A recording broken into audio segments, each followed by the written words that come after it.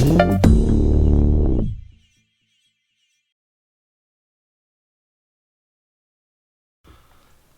right, let me grab this recap real quick. Okay, so last session began with the Sands of Justice narrowly escaping an avalanche of boulders meant to crush them.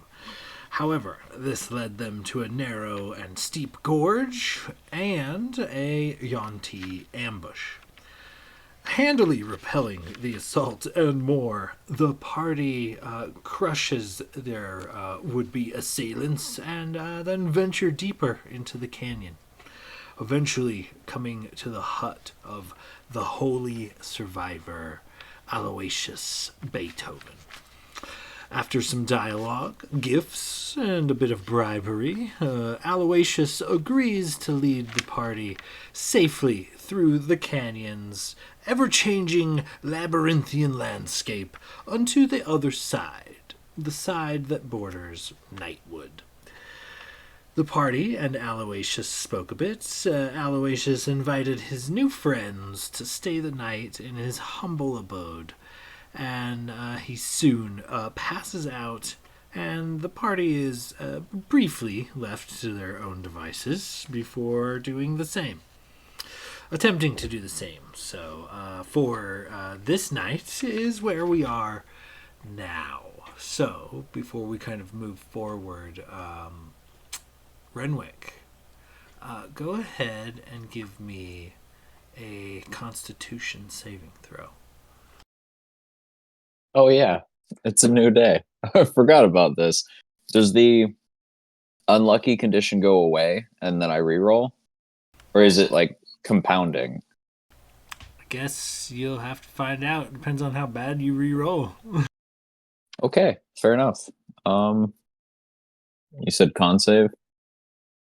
Correct. Alright. Let's go Old Faithful. 17. Okay. Oh wait, sorry. It's 19. I was looking at my con score, not my con save. Okay, so as you kind of drift off into the void, you begin to dream, and it's like a familiar dream. There's familiar smells and sounds and sights and people, but you can't quite put your finger on it. And then you realize you're staring out into your pub, your father's business, the pub that you've ran your whole life. You're back and you're looking around, and it's foggy, hazy for some reason. There's like a dense haze in the room. There's two pirates. They seem to be having a conversation, a hushed conversation over a couple of mugs of ale. And you look at these pirates, but you can clearly see they're not just pirates. Often this mist attached to them via some ethereal tether of some kind. On one side, you see this massive, winged, horned beast, this demon that plagues you so. And on the other, and this big horned demon beast is like tethered to one of these pirates, almost ethereally. You see him, but nobody else seems to be aware. And the other pirate, in a similar fashion, tethered to him, is a halfling you recognize, or what's left of a halfling you would recognize. One leg is completely squid-like, as well as one arm at the shoulder. A mane of shaggy seaweed covers their face. You cannot see any of their facial features. But standing before you, or hovering near you rather, is Arthur Shunpike. These two beings, as you kind of watch in your dream, seem to be puppeting these pirates in this pub, your former home. And the conversation, they don't seem to be aware of you, but you are there watching, and the conversation kind of dwells from the demon through the pirate's voice. He says, all right, then. Three favors and an alliance for the trade of your master's ward. And the Arthur Shunpike just kind of chuckles as a bit of ethereal water spills down his chest out of his mane. And he kind of retorts, "Nay, my master assumes that Mr. Turner be worth 3 to 10 times that. And anyway, he also figures that if you keep poking at him and his allies are likely to find their way to your doorstep. See about it then." The demon kind of retorts. He says, "Your master would send a ward into the 9 hells rather than come himself. Fear. That is all that is." And the Arthur just kind of stands up while the pirate remains seated. Arthur stands up and kind of floats, like somehow ethereally attached to this pirate. And through the pirate's voice, he says, "Your offer is refused. This conversation is over." And the cord, this kind of like ethereal tether, kind of separates, and Arthur Shunpike fades away. And then the demon kind of retorts with like an angry kind of growl, but he too severs this cord and fades away. And the 2 pirates kind of, slowly and groggily come to deep in their cups. And then, bam, you awake, but normal, feeling almost protected by your patron. No ill side effects this time.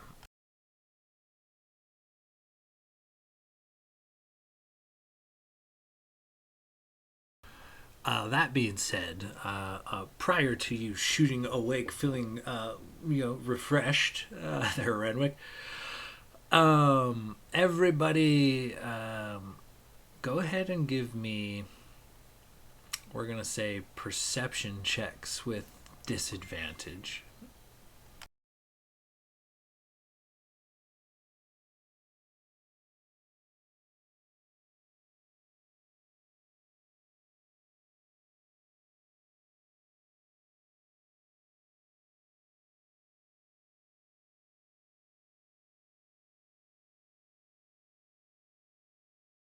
It's a 4.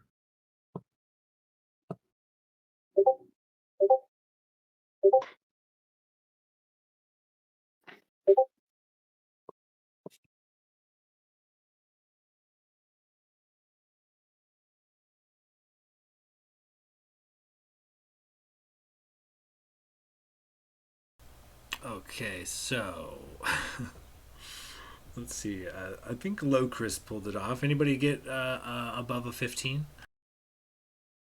Locus. Yeah, probably his passive, right? For what it's worth, my passive is 18. I don't know if that helps me.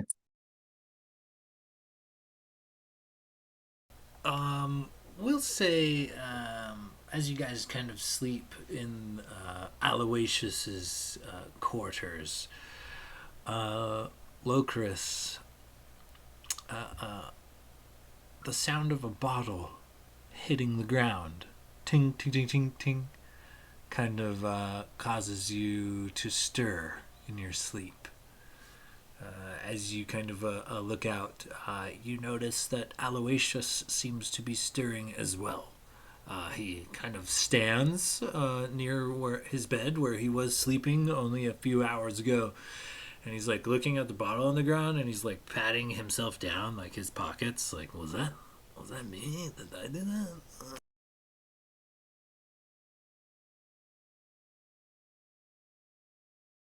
I will check my stuff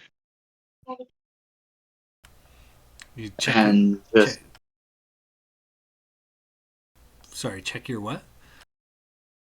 Uh, if I wake up and I see him padding, I'm going to check, make sure my bag's where I know it is, and just kind of watch him. Okay, yeah, you're on the other side of the room, kind of tucked in, kind of next to your bag and things. He seems to be patting himself down, kind of confused as to where the bottle came from. But are you trying to do this stealthily? Are you trying to are you watching him actively, or are you trying to watch him without him noticing? Let's go without him noticing. Okay, give me a stealth check.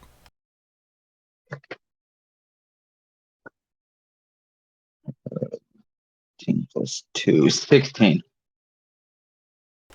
Okay, so you notice him kind of get out of bed, kind of pat himself down, confused where the bottle came from. Nobody else seems to stir.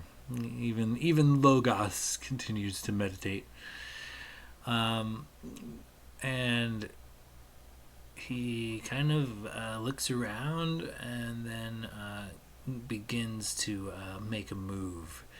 He goes toward Gladier, who seems to be sleeping, and he looks pretty drunk. Like he stumbles a little bit as he's kind of walking over. He's like, oh, and there is like pretty much his junk everywhere, like hanging on all the walls and covering a lot of like the little like side tables and things in his little hovel is all of his like various gear and things. You guys kind of already gave it a once over. But he stumbles up against the wall, kind of where near Glacier is sleeping, and he holds himself up against the wall with one hand, and begins to relieve himself. He begins urinating on what you believe to be, at least partially, some of Gladier's belongings, as he just kind of hums a tune as he relieves himself.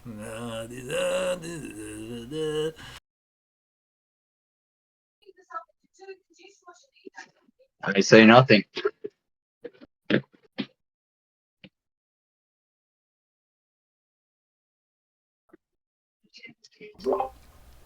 I He, wake up at all? Am I getting pissed on? you're getting pissed near. Saturation may be a factor. It's pretty close. Getting a little splashback. Potentially, yes. As he Yeah. kind of finishes his business, he kind of sways a little bit.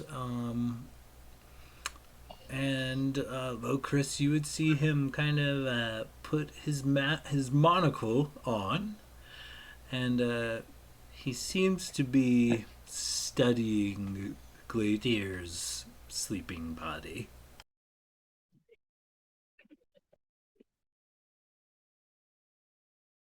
So you do have a giant lizard kind of hoovering creepily over one of your sleeping friends. He hasn't done anything yet, that's all. I won't do anything yet.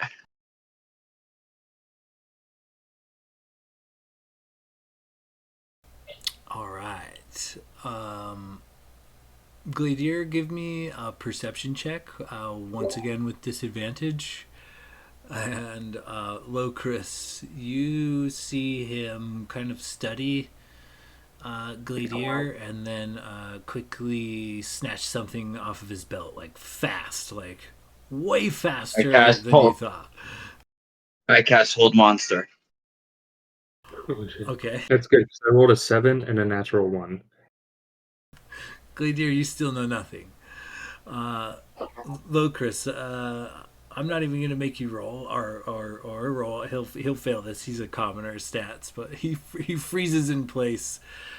You clearly have him caught. It looks like not only can he not move, he's got Gladier's coin purse firmly in one of his hands. I'm going to go take the coin purse and kick Gladier. Gladier, yeah, he definitely roused to a good firm kick from Locris. Oh, what the fuck are you do? Hey, what is? Eyes open, eyes closed. You can't seem to keep a hold of this thing. And I'll drop the coin purse on him. Who And the? then I'm going to pull out or form in my hand my morning star and get the light going. And I'm going to put it up by his face and tell him, I will release you and you will show us the way. But if you try to pull any shit like this again, I will feed you to the rats. Go ahead and give me an intimidation check with advantage. 22. His eyes go big, and he's like, "Oh, I mean, yeah, totally, man. I was just, I was just checking to make sure everything was okay. I mean, I would never take anything. Me, Aloysius. So please, I would never." He he Uh-huh. he smiles and kind of, yeah, I mean, we're good friends, we gotta watch out for each other, we can't do that kind of stuff. Glader's gonna stand up and take out a single gold piece and drop it. I'm assuming he was holding my coin purse, so his hand might be like semi, open as he's in this hold monster state. I'm just gonna drop a gold piece into his hand. Here, maybe you can buy some actual cool stuff for your walls because this is kind of lacking. And then I'm just gonna walk out of his little hovel and wait outside. How long have we been asleep at uh this point? at this point, it has probably been it's still, the sun has not crested. You're still a few hours off. But has it been 4 hours since we laid down? Yeah, we'll have, it'll be about this time where, Logos kind of kicks out of his meditation for the evening. Then I'll just direct Logos, like, we need to get the rest of our sleep, but watch him and stick Logos into just staring at him.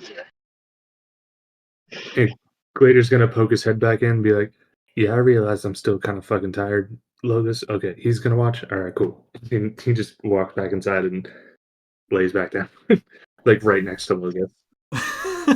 For sure. Aloysius returns to his bed for the evening. Rolls up in some what appear to be like rugs and pelts and things, and before long, a rhythmic snoring kind of ensues, kind of what you guys had going on before.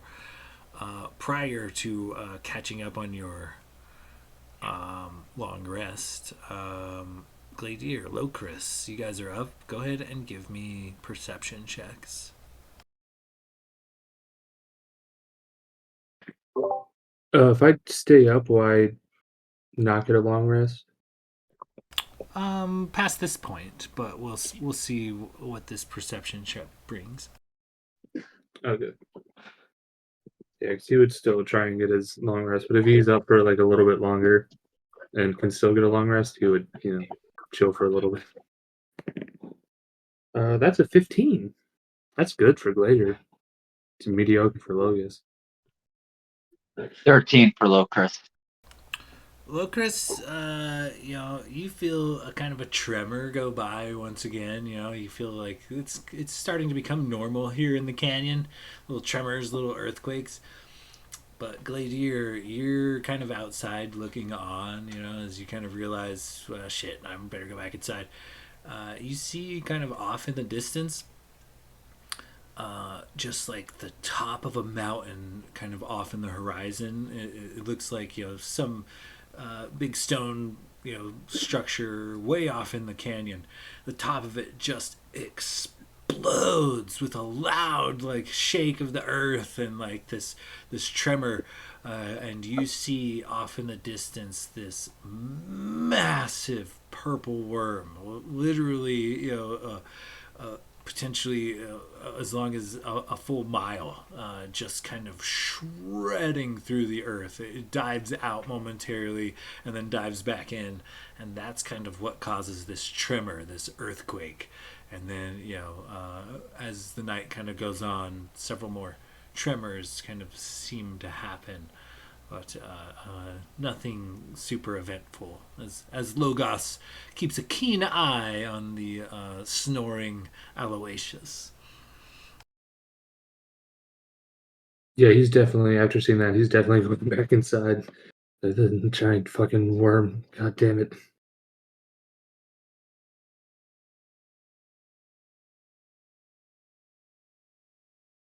And then he down right next to Logus and gets the rest of his sleep, probably filled with dreams of a giant worm eating him. And oddly enough, a weird, very musky, urine type of scent.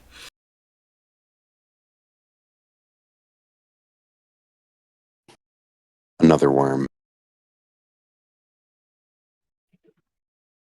I was going to ask, with cat pee having pneumonia smell and human pee having a distinct smell, what does lizard piss smell like? What is Gladier sleeping on at? Ooh, I would say like dirty bleach water smell. Does that make sense? Sadly. Wonderful. Like pungent too, just enough to burn the eyes, you know.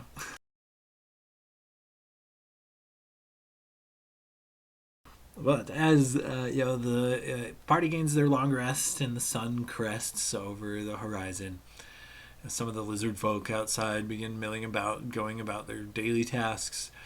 Uh, Aloysius continues to snore loudly, now thoroughly wrapped up in several uh, pieces of rug and various bits of debris.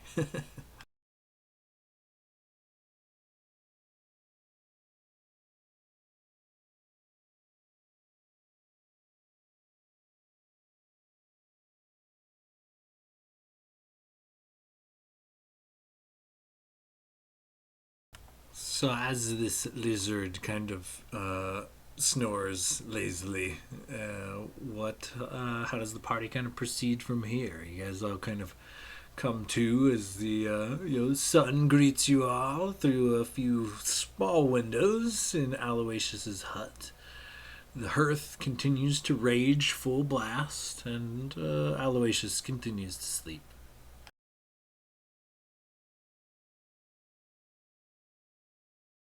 I'd imagine if we're all waking up with our long rest, Renwick like pulls his gear on.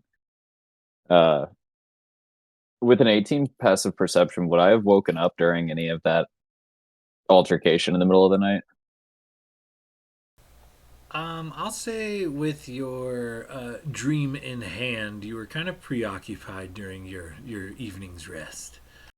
That's fair. Yeah, Renwick will just get up and stretch and take in the situation. Just be like, "Well, you boys want to get the fuck out of this canyon before one of those worms happens to just pop out of the ground nearby."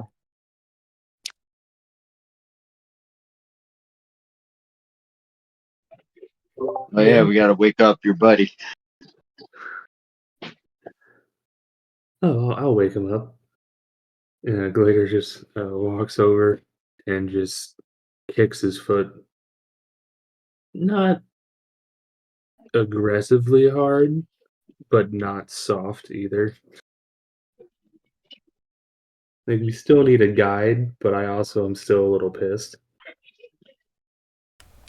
You kick him and it comes along with like a loud fart, but he opens his eyes and kind of yawns like, "Oh, that time already, huh?" Yeah, Dude, get your easy ass up. I thought you were gonna piss on him. Damn it, I should have done What? that. Don't piss on me. That's rude. You pissed on me. That is not true. That's all right. Aloysius would never do this. Yeah, okay. Let's just get out of here. He kind of gets up and dusts himself off. He's still wrapped in the wolf pelt and blankets you guys had kind of gifted to him for this trek. He kind of just wraps himself up real good and then grabs a belt off of like a nearby counter, kind of clips this belt on, and he also has like a walking stick that he grabs. He freehands a pile of meat that is, somewhat cooked, out of this large chunk that he has kind of just sitting near this fireplace. He gnaws on it, gets grease all over his hands, and kind of drips down his, chest and face and everything. He's like, okay, you guys ready to go? I'll take a long walk with the Holy Survivor. And he kind of stretches as he pops, clearly an older lizard folk, a little pot-bellied, but he seems capable.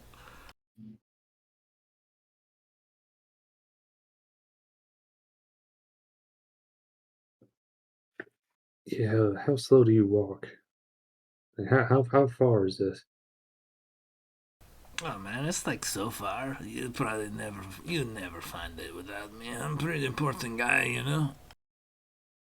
Yeah, I'm sure. Alright, well, let's just get moving, guys. Yeah, he kind of leads you guys out of his hut and to this nearby large fissure in the stone. It is just kind of like a massive crack in a big hole in the wall, if you will, of this community of lizard folks seem to have sprung up around it. As you guys kind of venture in, there's a bunch of lizard folk milling about, and while they don't necessarily hiss and make foul comments and like spit at you anymore on your way coming in, they give you a wide girth and they look disapprovingly at most of you. Like, they shake their heads as you guys kind of make your way through this lizard folk community. But you guys do eventually make your way to this giant fissure and then within. And within is this massive cavern. It's just honeycombed on the walls with various caves and things. And it looks to be like a major community center for all of these lizard folk. There are, potentially hundreds, maybe thousands of individual caves inside this massive cavern.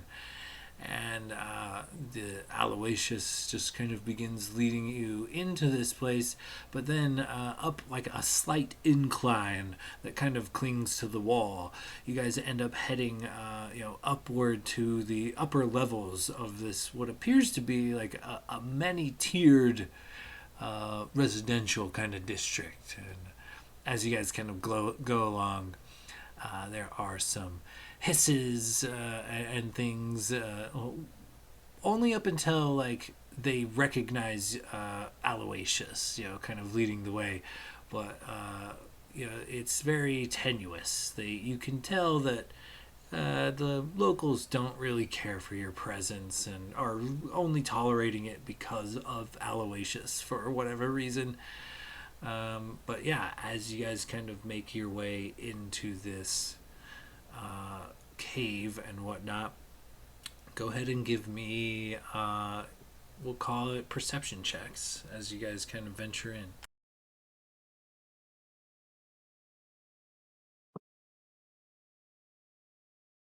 Alrighty. 17. 12. Awesome. 9. 19.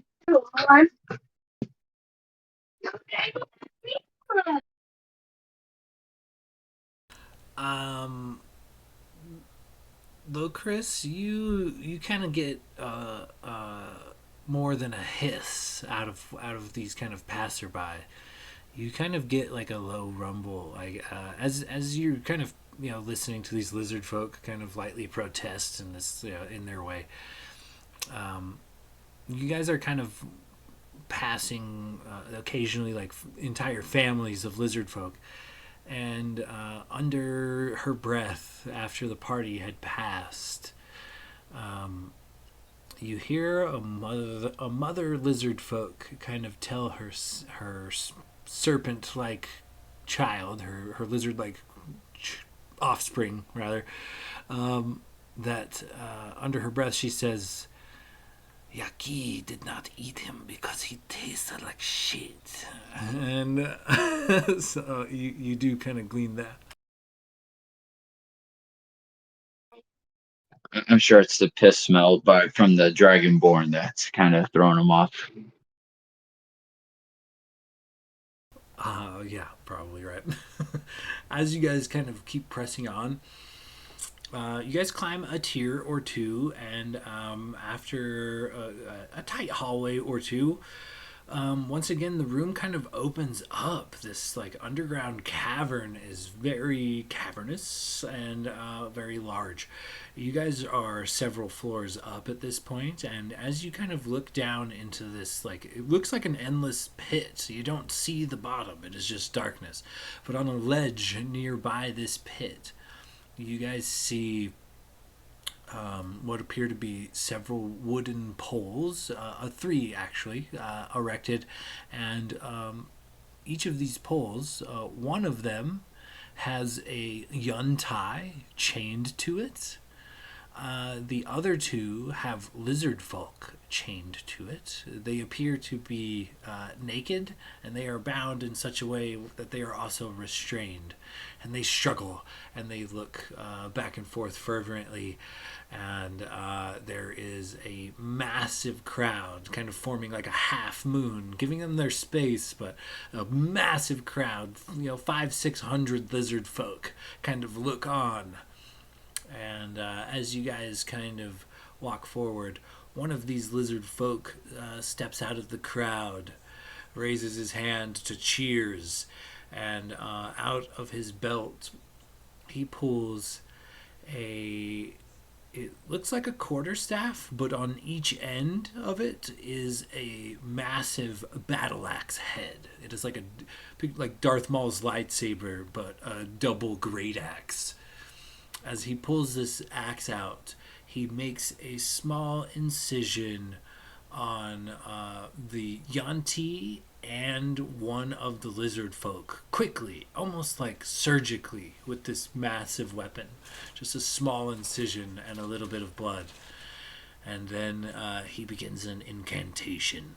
As he kind of twirls this weapon around, one side begins to smoke red, the other begins to smoke black. And as he twirls this weapon in place, it creates some sort of like smoky symbol of sorts. And then a tremor.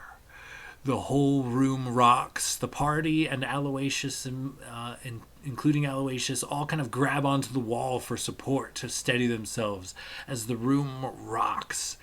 And though this axe-wielding lizard folk jumps out of the way, this massive purple worm bursts in from the ground somewhere deep in the abyss and flies upward, and ever so gingerly and gently strips these three wooden poles of their bindings, chains and all.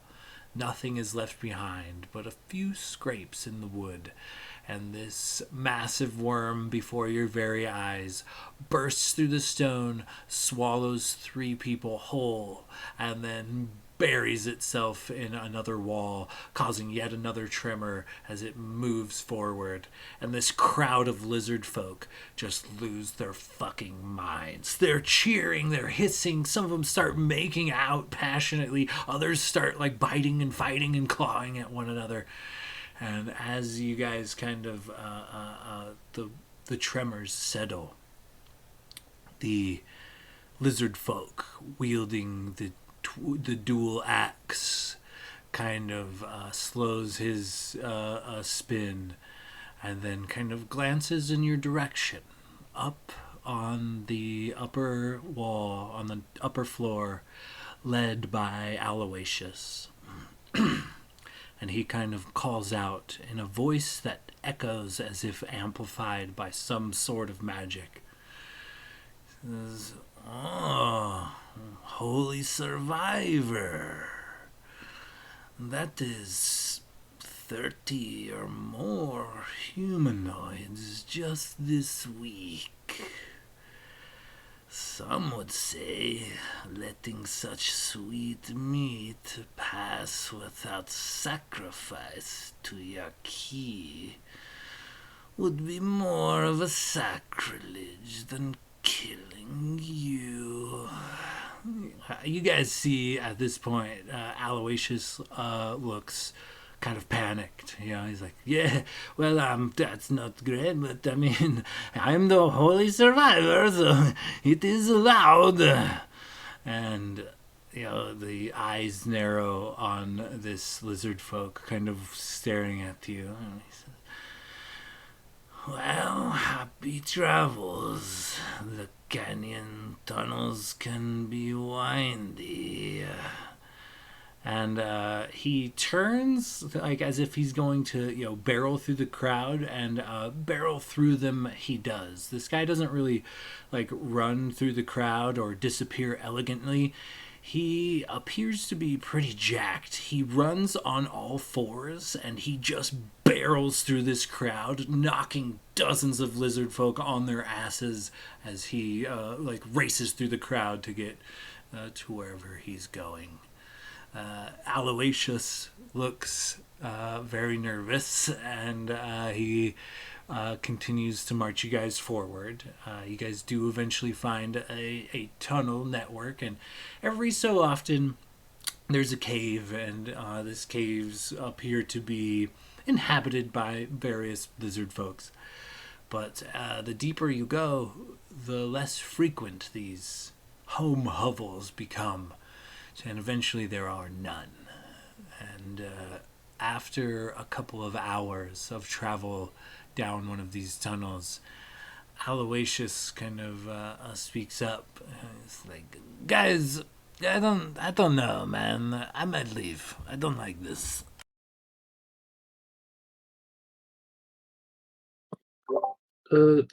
No. We had a deal. You're taking us through. What do you mean you don't like this? We don't take kindly to people that don't uphold their end of our bargains. I mean, yeah, but I didn't know everybody was gonna get mad, Like that was not good. I don't think, no. But I mean, I am the holy survivor, but I don't know. So that doesn't sound like a problem for us. It sounds like a personal problem. And Renwick's rapier begins to slide out of his tentacles. He kind of watches, and he's kind of mixed between scared and curious and impressed. He's just kind of like, well, what? You had that the whole time? I mean, that could have been a good trade, I mean, me and you, we talk later. I like that.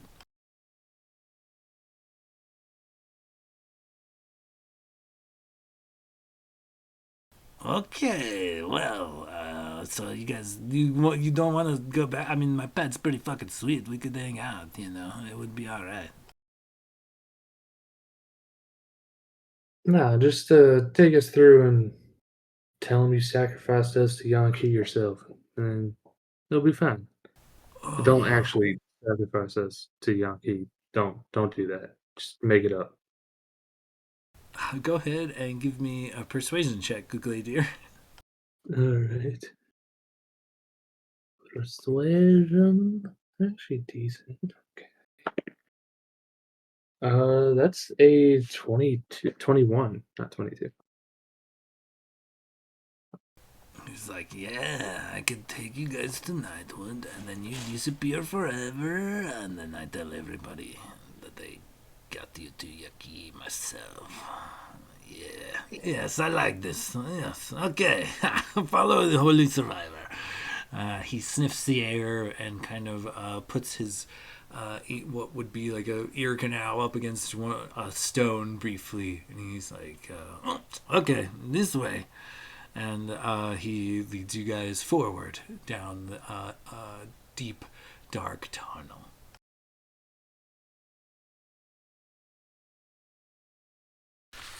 So, after a few hours of travel, you guys do experience the occasional tremor here or there, but nothing more than a second or two as you guys kind of steady yourself and move on.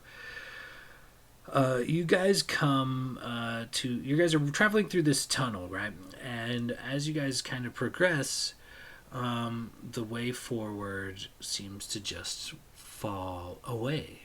The tunnel you guys are traveling in seems to be intact up to a point, but there is roughly 100-foot gap in the tunnel where there is no floor. You kind of look down at the rugged, jagged landscape beneath you, and it looks just like abyss. Like the stone travels as far downward as you could see, and then into the darkness. But you guys have roughly 100-foot gap that is separating parts of this tunnel. And Aloysius kind of walks up and says, that's new. That's new. Yaki is trying to make things hard for us. Are you guys sure you don't? I mean, my pad's pretty fucking sweet, man. You guys don't even have to pay me. We could just hang, you know?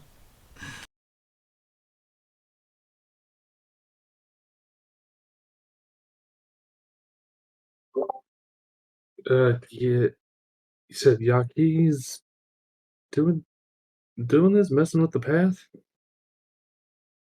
Yes, Yaki is wandering. Oh, well, it's a good thing we're with the Holy Survivor then, right? She won't touch it. Exactly. You don't have to worry. Good, so keep on He looks walking. both ways very timidly.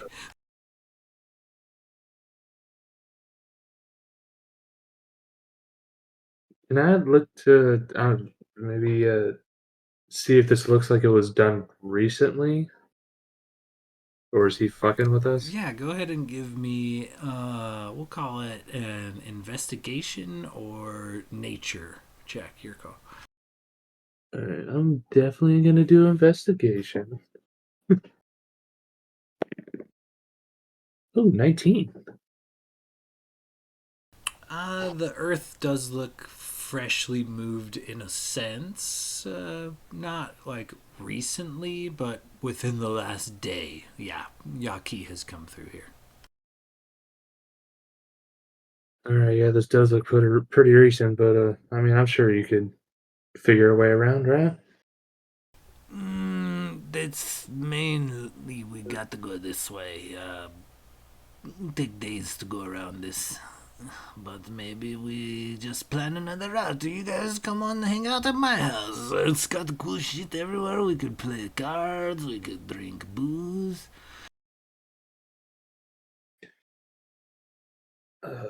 Yeah, I don't know. Locust, maybe he needs a little more convincing.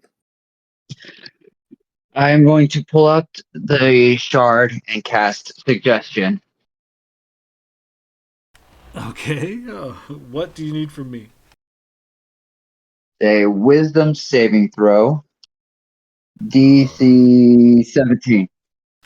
5 with no modifiers, so that's a fail. So, and he could be charmed, correct? Yeah, he's basically a commoner. Okay. Then I suggest a course of activity, limited to a sentence. In this case, it's going to be get us to Nightwood any way you can. And on a failed save, it pursues the course of action you describe to the best of its ability. And it lasts for up to 8 hours. So as you kind of cast this spell, a weird kind of glossy glow comes over his eyes briefly, and he kind of straightens up as best he can, and he points down the tunnel, and he says, That is the way. You mean to tell me that these adventurers don't have their own gear to get over 100-foot hole? Come on, you guys have all kinds of cool stuff. I cannot do this. I need help. I will need help for sure. For sure. But you guys can do this. Yes, 100 feet. Come on, you got that. You could probably jump that, huh? He kind of goes and slaps Gladiator on the ass. You look beefy. You could jump more than that, right? 100 feet. Okay. Do we have anything to get across a 100-foot gap? So he raises his hand and he says, "And who's carrying me? Because this is a lot." And he grabs his belly and jiggles it. I could get 2 people across. Can Gabriel ferry us across too? Do we have Gabriel still? Of course, we got Gabriel. He's right here. Oh God, how can I miss a giant flying donkey? So you would have had to have leave. You may have to resummon him. You would not have been able to make it through the lizard folk community with beastic burden. So They would have ate the shit out of him. Gabrielter, as far as we know, was left safely in Aloysius's cave for the time being. Yeah. Oh yeah, that was part of our trade. Oh, yes. But you could probably resummon him, right? I assume. Yeah, I could resummon him if need be. Or we could retcon some stealth checks, but it might be rough if you fail. I guess the celestial donkey would probably not fare well in a lizard camp. Yeah, I used my the one scroll I had of Dimension Door. Oh wait, yeah, I did. I did use that. So that's gone. So I can't do that. But Locris, you have Dimension Door, right? I have 1 use of Dimension Door. So I can take 1 person over and then everybody else is kind of on their own. Well, I mean, if we have Gabriel there, we can just take the time to have him ferry us over if Blade doesn't mind burning a spell slot to summon him again. Well, Gladiator, I can turn you into a giant bird and you can carry us across. Yeah. Yeah, so we can burn a spell slot or what's it called? While Gladiator's thinking, I'm going to cast Polymorph on him, turn him into a giant owl. Oh, shit. What is that? A wisdom save or something? If he's going to attempt to fight it. With my passive perception of 12, I probably wouldn't have noticed, so I probably would have gone into survival mode, and I think I would probably try and fight it. Unless you gave me a heads up ahead of time, then I wouldn't. But if you're doing it sneakily, then I said I casted it while he was thinking. So, okay. Wisdom So 16. Wisdom 16. I have a plus 10 to my Wisdom save. Well, fucking good luck then, alright, guy? It's a 10 on the die for a dirty 20. Oh, what the fuck is that? He like pulls out his sword and he's like looking around. What an asshole, Gladiator. I was going to turn you into a giant bird so you can carry us across. Oh, why didn't you say something earlier? I thought someone was attacking us. I cast it again. Alright, I'll let it go this time.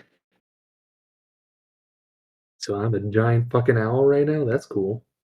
Woo, woo. Yeah, as the magic kind of takes hold, you're just like this big ass owl in this kind of cramped spot. It's only about a 30-foot tunnel, except for the pit you guys are trying to cross. Jeez. A large enough owl Ugh. to carry a halfling?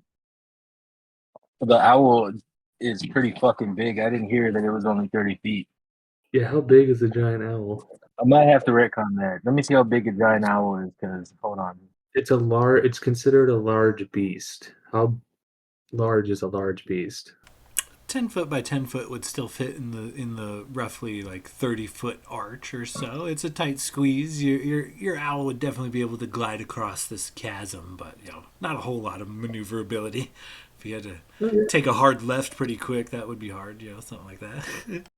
Well, hopefully the worm isn't still here. Although I do have 19 hit points. All right. All right. So yeah, I'd hoot over at a Renwick and like very lightly peck him on the head and just like kind of lean my shoulder down to see if he'll kind of gesture for him to get on my back. Yeah, he'll scramble right up there, and pat you on the head, and be like, "All right, big bird, let's get across." Do you think I could? Do you think a giant owl could take two, like a halfling and a medium So sized person in across? in if we're going by crit roll standards, they would carry two normal sized humans before the owl would become encumbered and move at half speed.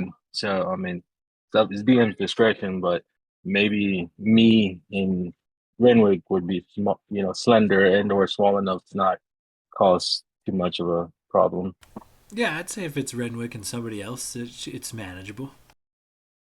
Oh yeah. So I would just Logus. I would just grab like by the back of his like the collar of his shirt or his like leather I armor. I With, actually will hold on to your talons as if we're holding hands.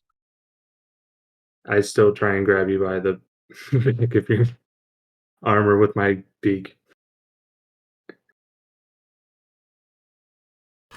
All right. So, as you kind of load up with passengers there, Gladiator, and glide across this chasm to the other side, one of the three of you, go ahead and give me a luck check. Just a raw d20. Uh, 1 through 5 is not great. Anything else, you're in the clear. Who wants to do it, boys? I statistically Oh, low there we roll. go. Roll though. I was feeling lucky, so I went ahead and did it, and it was a 50. Okay. Yeah, nice. Both these dudes have rolled under 5 today. I've seen it. So, yeah, as you kind of glide to the other side, no problem. You kind of set your fare down and look back, and Blade, Aloysius, and Locris are about 100 feet away on the other side of this large tunnel chasm. Logus will kind of look at giant owl gladiator. Gladiator. So, owl gladiator. So no one has to, waste anything. You could just ferry everyone back. You do have an owl, and an hour in this form. I uh I don't know if he understands me, but if I have to, I'll do speak with animals. I feel I don't know. How's the polymorph spell work?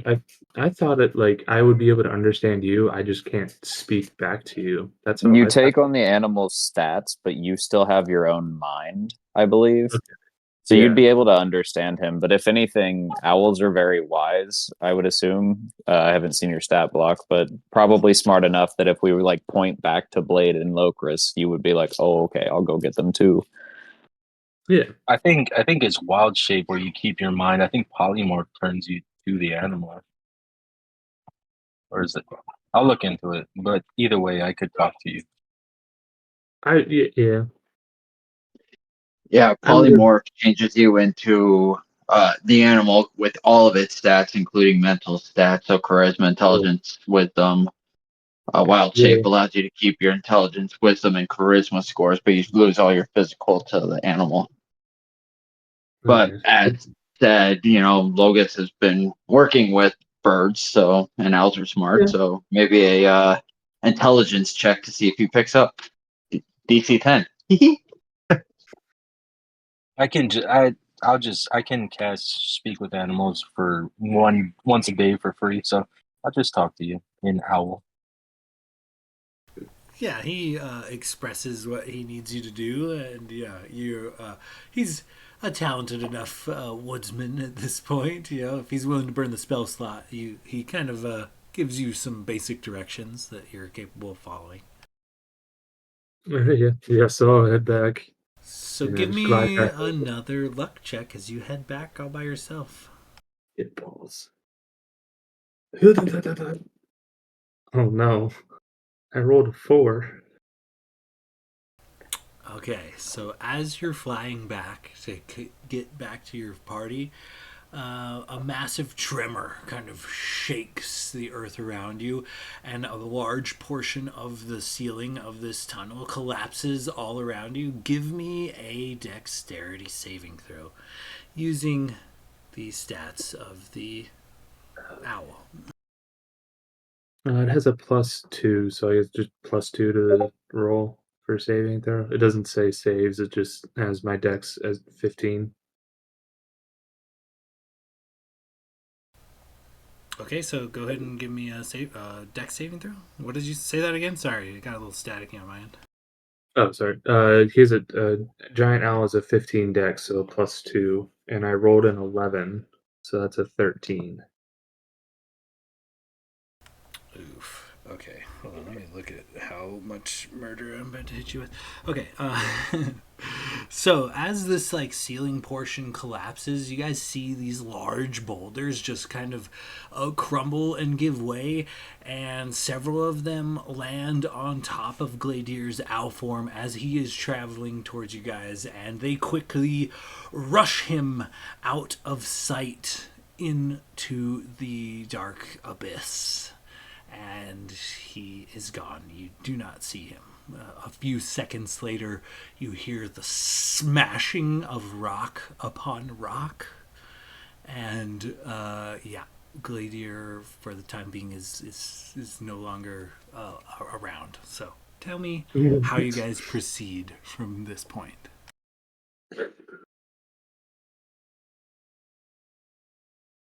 I look over at Logus and I go, so I'm pretty sure he's gone. Like, for good. I think he's kind of had his 9 lives, you know. We might just have to cut our losses.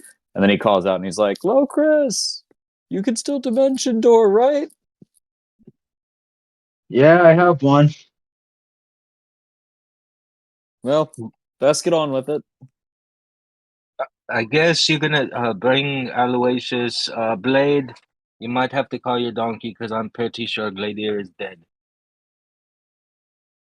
Well, I guess I could fly down on Gabrielter and check out what happened. Can we like, oh God. I mean, we don't really want to yell, do we? But we kind of have to check on him. Could I I send do have Archie?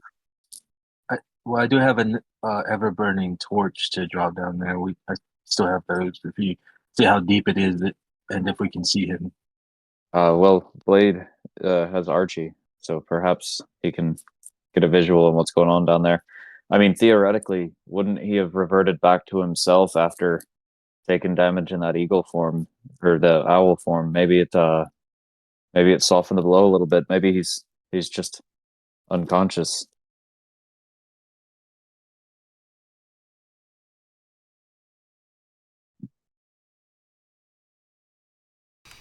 Uh, yeah, so tell me how you guys kind of want to proceed. Blade, you want to get your magic donkey and give me a ride down so we could see if Gladier's alive? Yeah. I was going to suggest I could turn one of us into an owl, but that doesn't seem to have worked. So yeah, I'll take some time to summon Gabrielter. Aloysius's eyes go huge. He's like, "What the You have 2 donkeys, and you fought me so hard to keep the donkey, but I love the donkey. Oh my goodness!" He rubs his hands together and he starts salivating. Oh yes, I've got many tricks up my sleeve. Me and you talk later. I want more donkeys. And I guess once it takes about 10 minutes to summon him, I think. But once I do, I will maybe have maybe yeah, probably have Locris go down on or go ride the donkey down to I see. inspect. Locris I was goes trying to down on reword the that. I was like, donkey? yeah, Whoa! What's Locris? Locris is going down on a donkey. That I heard. I immediately stopped it. Okay, so as you summon your donkey and mount up with Loga or Locris, Gladier, after 107 points of damage, how are you looking? Well, the giant owl has 19 hit points, so I took 88 damage directly to Glader. Um, so that's a little over half of my hit points. So I'm at 58 right now. Okay, good. You're still alive. You are kind of in pain. You are in the dark. You cannot see. You cannot make heads or tails. You are just kind of fucking blind at the moment. And one of your legs is very much pinned under a large boulder. Oh god, fucking Logus! This is all his fault. Can I try and can I like move the rest of my body? It's just my leg is pinned. One leg is pinned. The rest of you seems to be free. Can I try and oh, fuck, man? Can I take one of my javelins and kind of like wedge it underneath the boulder that's pinning my leg and try and leverage it up enough to slide out my leg? Yeah, I will say you're because of it, you being kind of pinned under this boulder. Technically, you're prone, so you're gonna have to make that check with disadvantage. But I will allow it. Okay. I forgot that Logos has the cloak of the arachnid. So seeing him fall and then Locris and Blade going down, I probably would have just ran down the wall alongside them to try to Okay. get down there and help if I needed it to, heal him or anything. Okay, for sure. As you guys kind of make your way down, what's that saving throw there, or strength check there, Gladier? All right. Strength check with disadvantage is fuck me. Well, that makes sense. That's how tonight's going. I rolled a 2 and a 3, so that's an 8. Oh man, so the way I had set this Jesus little Christ. encounter up was so as you kind of shift your weight around and you move, you give a good attempt to move this boulder. By failing by a certain degree, you shift the weight of the boulder and not in your favor.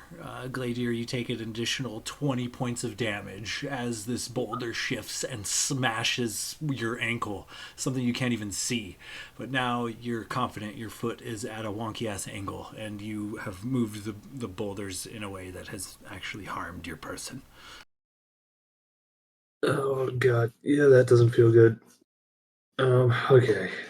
I think my friend's got to be coming down here to help me, right? Yes. And Okay. about that time is when a majestic flying donkey with a couple of familiar faces, and then out of the shadows, out of the wall, similar to a spider, Logos also arrives. You guys see Gladier is kind of in an uneven pile of stones, a massive boulder, multiple tons. Seems to be pinning one leg in between yet another massive boulder. And Gladier looks to be in fucking rough shape. Oh, hey guys. Funny thing. I'm fucked.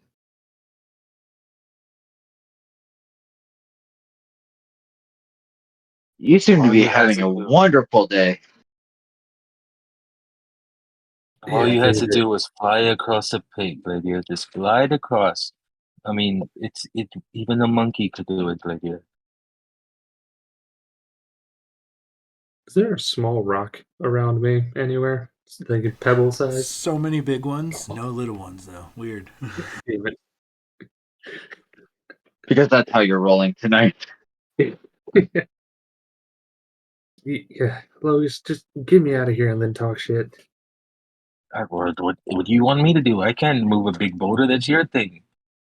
Yeah, well, I can't move it either. My leg is stuck. I'll help. And I'm going to cast Giant Might on myself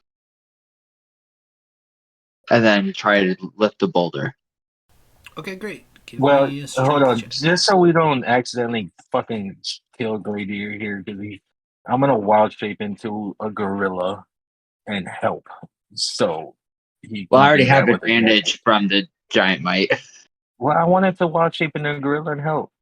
Okay, yeah, for sure. You guys can team lift this big I ass just want to boulder. move your.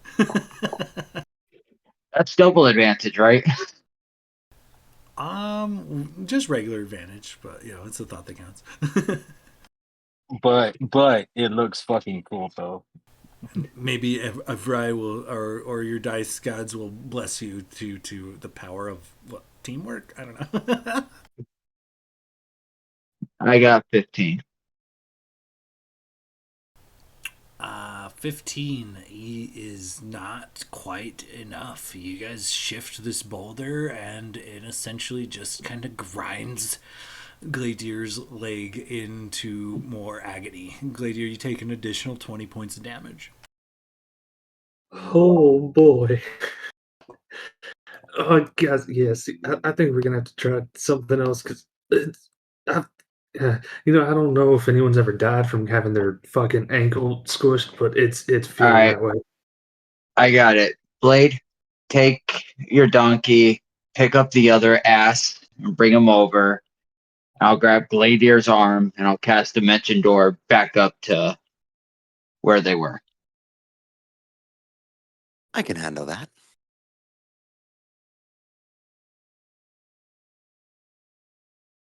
Glader's just like holding on to Locris's arm for like dear life. Locust is gonna be rubbing your head. It's gonna be all right, big fella. We're gonna get you out of here.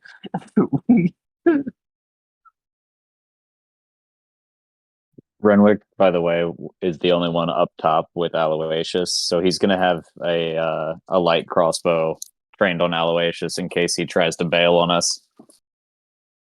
Aloysius is kind of like looks over and he seems like intent on like watching, sees that you're watching him and he kind of shrugs, but after some time you do see Aloysius kind of adjust his robes and pop a squat and shit into the abyss. Dude, this dude sucks. That's Renwick horrible. doesn't stop him. He just keeps his crossbow trained on him. I hate him, but I kind of love him. Do we have to roll dexterity for shit or something? No, you guys are farther away from the edge than where he's shitting. Oh, dude, let it land on Gladiator because he's prone and can't move. That'd be hilarious. Dude, if that was the killing blow, You take poison damage and 4 points of damage from the shit hitting your head. Oh my god. So roll a con save against sickened. right. I'm immune to disease. It's fine. So tell me what the plan is. Blade and Logos heading up while Locris Dimension Doors? Is that the plan? yeah, I think I'm going to give Aloysius a nice little boost over. Okay, yeah. You head back up, Locris. With your 500 feet of the spell's parameter, you can land on either side. Would you rather? Which side do you want to go to? The side you're trying to get to, or the side you were just on? The side we were trying to get to, because damned if we're going to keep rolling. Okay, yeah. You you whisk Gladier to the other side, and as you're kind of Gladier's kind of hanging on your arm over your shoulders as you kind of help him stand. One of Gladier's legs is just straight fucking mangled. Like, it is in incredibly rough shape. Several jagged angles, no longer remotely resembles a leg. I'm gonna give Gladier a good berry. Fucking bitch. That'll fix you right up. It will. Blade's gonna yell from across the way and be like, "Just cut it off; it'll grow back, right?" That's not how it works. Oh, fuck. Logos already has his short sword up and ready. Oh, okay, sorry. Blade, you stop over and are able to ferry Renwick and Aloysius, though laboriously for your pego ass, if you will. It is Aloysius is a heavy load, but you guys do successfully get across this kind of canyon, this gorge. Aloysius kind of cheers on his way across, like, "Woo, giddy up!" Yeah. I think Do you Glader. have any of that ointment? I know a lot of us Yeah. bought some. Did you buy some? Yeah, but he only fucking got one use out of it. He rolled like the least amount. True. I got two. I got two charges, so I'll just use that two charges because you got max, so we should save all of yours. I have 5 also. Yeah, I'll okay. also give you a potion of superior healing. All right. It's my last one, so it's fucking. No, keep it then, because I have lay on hands. Yeah, but aren't you like down almost over 100 health? Fair enough. It's all right. Take it. Okay. Yeah, so he's gonna.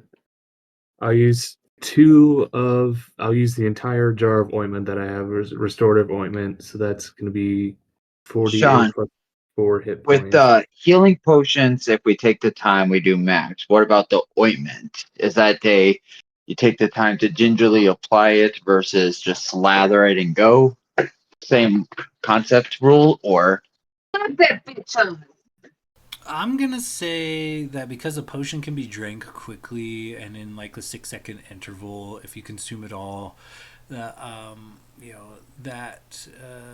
we kind of go with the max hit points there.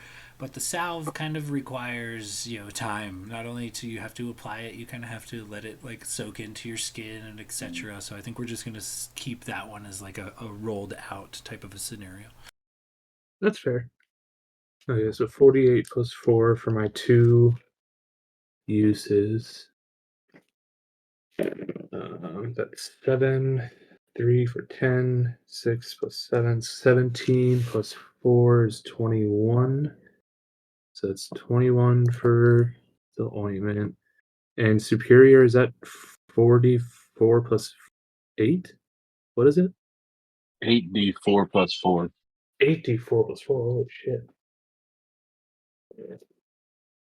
8d4 plus 8. My bad. D4 plus 8. Do I even find it? I do have exactly 8 d4s. you're slow drinking the potion, so that'll be max at 40. Oh, yeah. So it's Unless you want to shortchange yourself. no.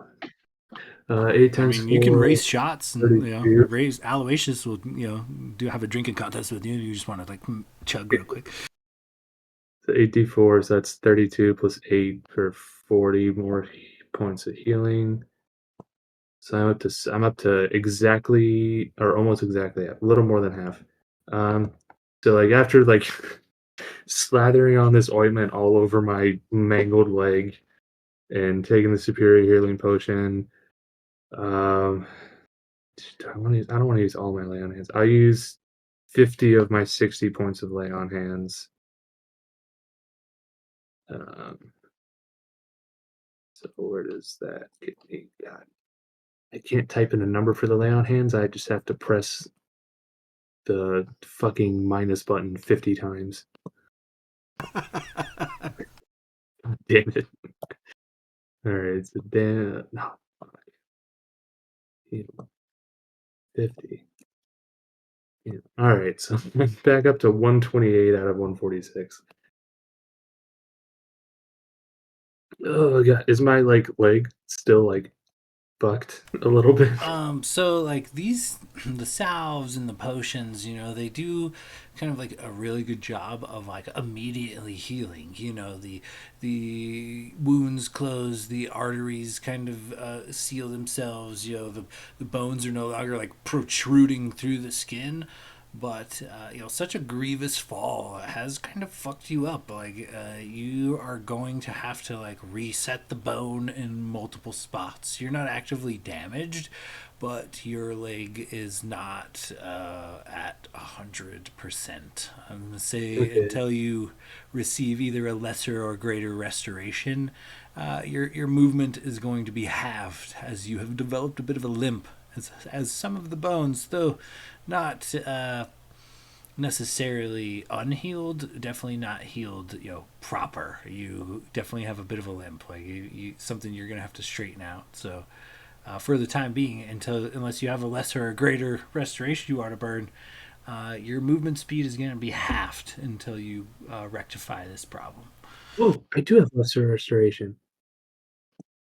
You have I was one. about to say I can make medicine checks to try to reset that leg for you, bud. I'll just go with the surefire magic. That did no offense. Let me reset your damn leg, man.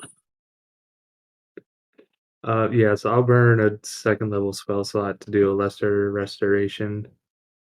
Yeah, the massive trauma of this 300-foot fall, which is the distance you fell. You set the bones. You hear a loud snap, crackle, and pop. It hurts at first, but then soothing, warm energy comes over, and your leg returns to you good as new. Okay, yeah. Let's fuck. Let's hope we never run across one of these goddamn pits and boulders again. Okay, you guys are ready to go. Aloysius appears to be, rubbing his hands together, and every once in a while he'll come by and just lick Blade's donkey.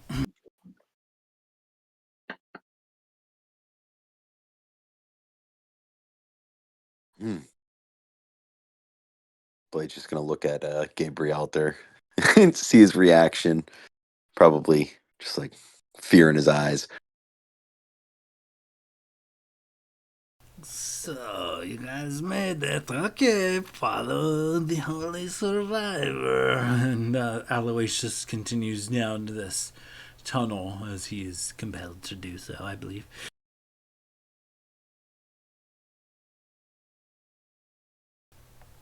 Aloysius takes you guys down some winding tunnels, and there's several T's and splits going one way or another. And as you guys, he occasionally will lick a finger and stick it into the air, or press his head up against the stone wall and listen as he kind of leads you guys. He eventually leads you all to a dead end. It looks like a bunch of stone has already collapsed here, and the tunnel does not look like passable at this point. Alois just kind of scratches his head. He's like, yeah, Yaki maybe makes it harder for us. Maybe 2x. He might be trying to make things hard. Are you guys sure you want to keep it going? I mean, we could go back to my place anytime. I'm just saying, Is anybody else worried? Like I'm worried about Gabriel there. I mean, we left him tied up in my cave, but I didn't put any food down. We should probably go back and make sure that he's okay. Am I the only one who's worried? If we go back, I'm feeding you to him. Oh, yes. Donkeys of the celestial type do tend to like lizard folk. Quite as plump as you. Not to mention our big dragonborn friend here will eat you and your people. Slap Gladier on the back. Yeah, I almost died already. You're taking us to fucking. We're going. I mean, okay, I guess. He kind of like sighs. He looks around nervously, but he leads you back down the corridor into a series of nearby tunnels, and he seems to orient himself and then picks a different path and ventures down it. As you guys kind of follow Aloysius, a tremor or two kind of hit. Nothing as bad as what collapsed the roof prior. But you do come up to, once again, kind of the similar situation. It is a much shorter pit. It's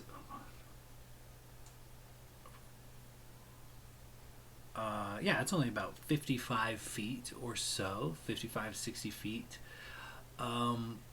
But once again, the floor has just kind of eroded away or collapsed for whatever reason. There is just you're in the upper half of this tunnel, and the floor seems to collapse down into nothingness, into just the abyss. And it's about 60 feet up ahead. Everybody, go ahead and give me some perception checks at this point, as Aloysius kind of walks to this edge and he says, another big hole. It is my turn to drive the donkey. Yeah, he looks at Blade.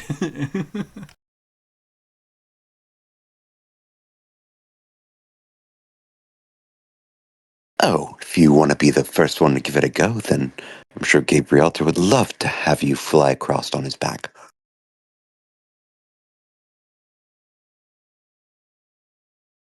Or we could turn you into an owl. Listen, you guys are my best friends. Don't do that. Don't turn me into an owl. Look what happened to the last guy who turned into an owl. Gladier, you ready? You ready to be an owl again? Never again. I cast polymorph on Gladier. No, I'm just kidding. They're full fucking.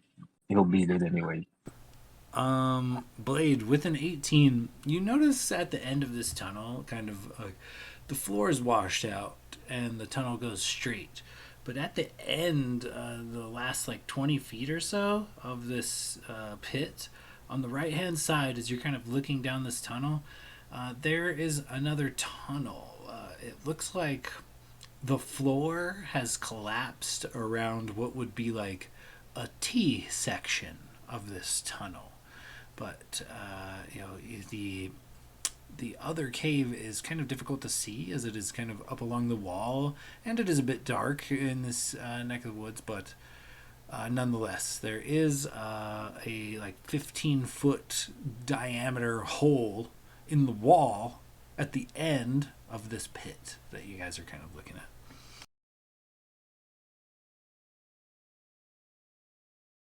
Yeah, I guess I'll Blade will point it out to the group there and be like, it seems like there's a hole on the other side of this pit here.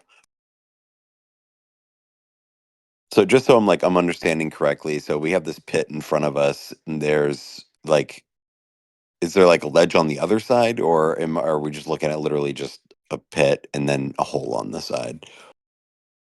So the tunnel continues like normal, but where about 60 feet where the floor should be has fallen away.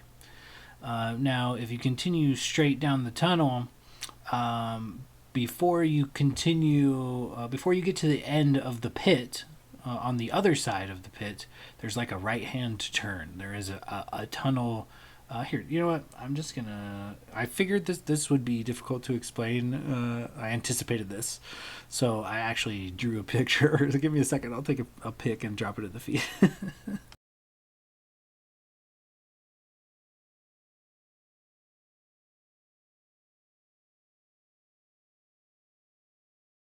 But yeah, essentially you have a pit that you have a tunnel traveling in a separate direction would meet in like a T junction if there were floor. I don't know if that makes sense or not, but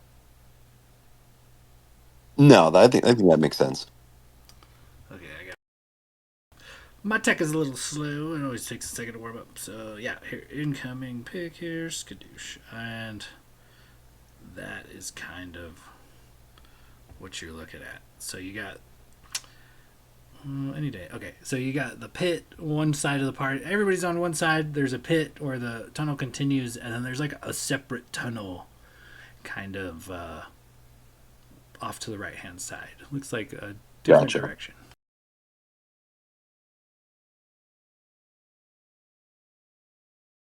So that's kind of what you guys are looking at. Go ahead and tell me how you guys proceed. The uncolored mini is, or the gray mini is aloysius. So it seems like there's a separate passage on the right there. I don't know. Do you think it's worth it to send Archie, or maybe have one of us polymorph and fly over and see what's in there? Not it. Thank you Is for Archie volunteering. in, is Archie in L right now?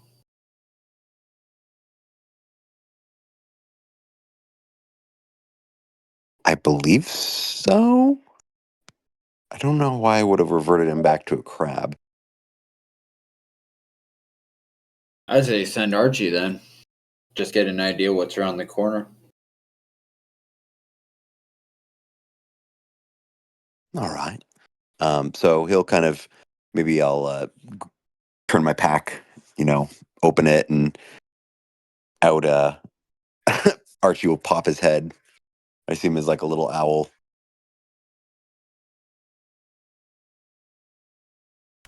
Yeah, Archie kind of pops out and gives you like a little chirp or a little hoot as an owl.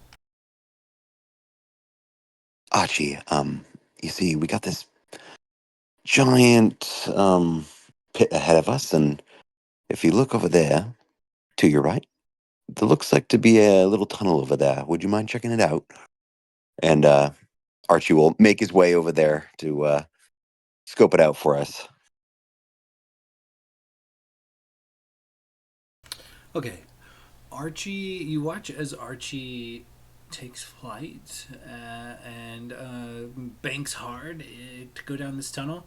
And the second Archie crosses the threshold of this tunnel, he disappears, like gone. Like you can't see him anymore. Archie is your familiar.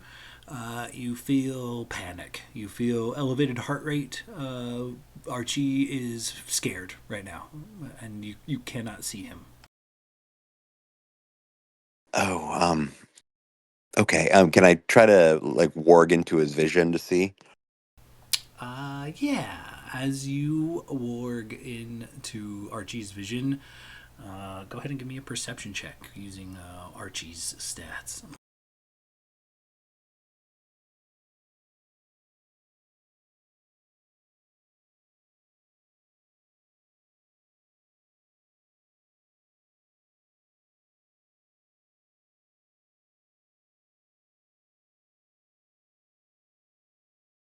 Though I don't think it's as good as Blades, but I do think I have advantage on it. Okay, perfect. Keen I would, hearing I insight. would damage on perception checks using sight and hearing. Yeah. Okay, perfect. So plus 3. Okay, first roll, 8, not great. 15 on the second.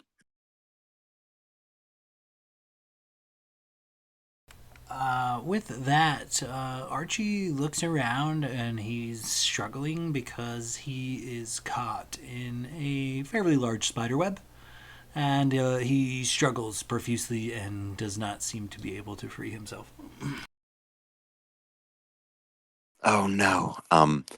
Can I think I can temporarily dismiss him to kind of like go back into a pocket dimension. Can I do that to just kind of break him out of it? Yeah, Archie disappears. And I'll kind of turn to the group and be like, it's Archie ran into a spider web and didn't really get eyes on any spiders, but it's got to be a big one.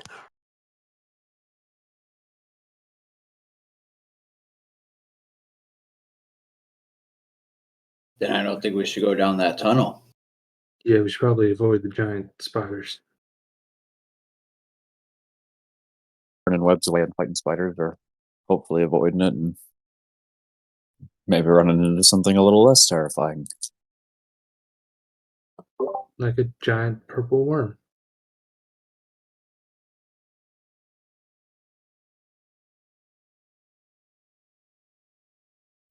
At this point, Well. Aloysius kind of slyly over by Blade, he just slowly slides his arm kind of like around Blade, to where you're kind of in the nook of his elbow, and he kind of leans in and he's like, dude, I mean, you got the going on. You got like cool stuff. He kind of gestures to like your loot and your trinkets and things as an adventurer, and he's like, you got flying donkeys. It's like I mean, we should hang out, dude. Like really, like dude, like I mean, I'm basically a half elf too, You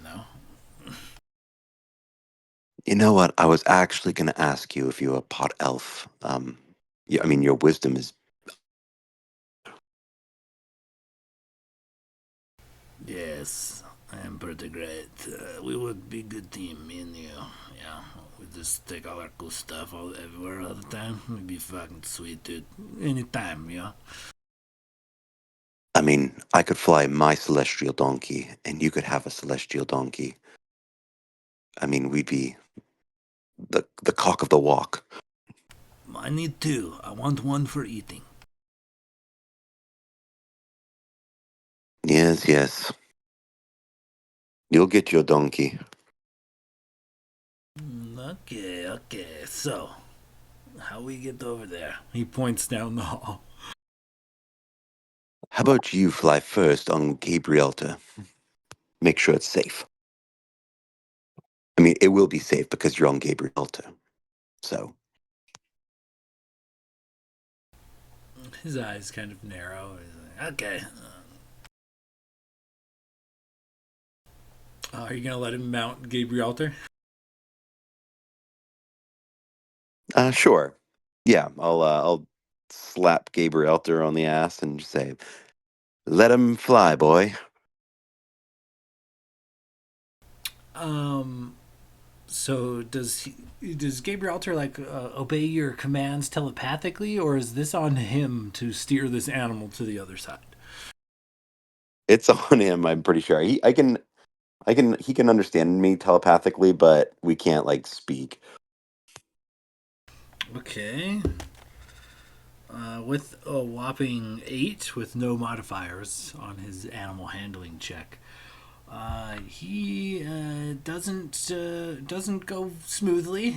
He pulls the hair and a little too hard, and it neighs a little bit and veers left and has to kick up off some rocks, and it struggles under kind of his weight being centralized or not centralized. Throws him off balance a little bit, but as he struggles, he is moving but slowly across the chasm, and as he crosses over right at the very edge, right before Gabrielter touches down.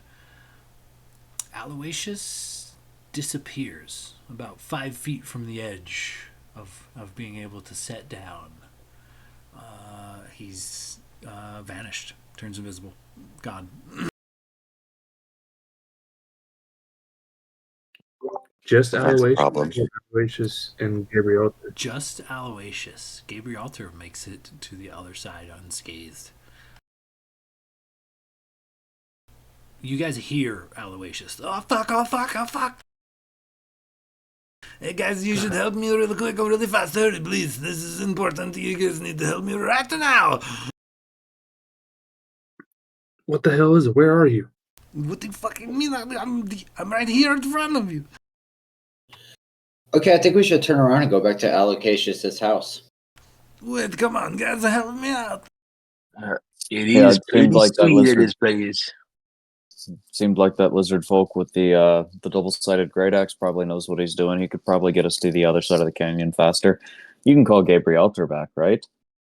I mean, it's really no harm, no foul at that point. Oh shit, but we still gotta get across. I'm gonna Not if we cast. turn back. He says, "Das fucked up," and you hear an echo going down the hallway you guys just talked about not going down. Oh shit. Seems like the spiders found him. Oh boy. I mean, if the giant worm spat him out, do you think the spiders would just send him back because he smells like shit? There's a good chance he'll survive on his own. We really shouldn't interfere with his process. It seems to have worked for him in the past. He did piss on me. And he is the only survivor. How long did he say this whole travel was gonna take? And how long have we been traveling so far? He said it would take about a full day to travel, and you guys are probably, I don't know, 7-8 hours into your 24. Christ. I mean, do we know any? I don't know if we know any other way to. Do we know any other way to get there, or is like this? This is it. Because if this is it, I think we kind of need him. Unfortunately, this was the only way kind of recommended by the King of Brightwood. The other way would be involve chartering ship in the Alliance Isles and a lengthy land trek through Tirna, which is the land of men. That is the only other route. And you're looking at you were looking at a couple of days versus like 3 weeks if you went around the world essentially. I think we gotta go save him, guys. The way I see it is we have three options. We try to press on and we roll our chances, just guessing which ways to go. Probably not the best option. We go save this dickhead's ass, and hopefully he leads us out of the canyon. Or we go back and we try to negotiate a different guide from those lizard folk, but they don't seem very keen on us as outsiders, so I think we have to save the dickhead. Yeah. Yeah, he's a loser, but I mean, he's really the only one with knowledge, unfortunately. Well, how do we plan on getting across here? Is there enough of like a ledge or like even craggy rock that there's like footholds we could use to kind of traverse the wall to get to that tunnel? Or is it like a sheer, like sleek wall? It's a rough wall. I mean, it's straight up and down, but it's rough. You know, you could potentially grab some hand or footholds, but you know, it is over a very large drop. Kind of like the pit that took Gladier. You can't really see the bottom of this pit, but yeah, the walls are rough enough that you could potentially scale them if you'd like. All right. Renwick's gonna take out his grappling hook and attach it to his rope. And he's gonna basically use the grappling hook as like a climbing hook and to start scaling across the side of the wall to get to the tunnel. Okay, go ahead and just give me like a acrobatics check as you make your way there.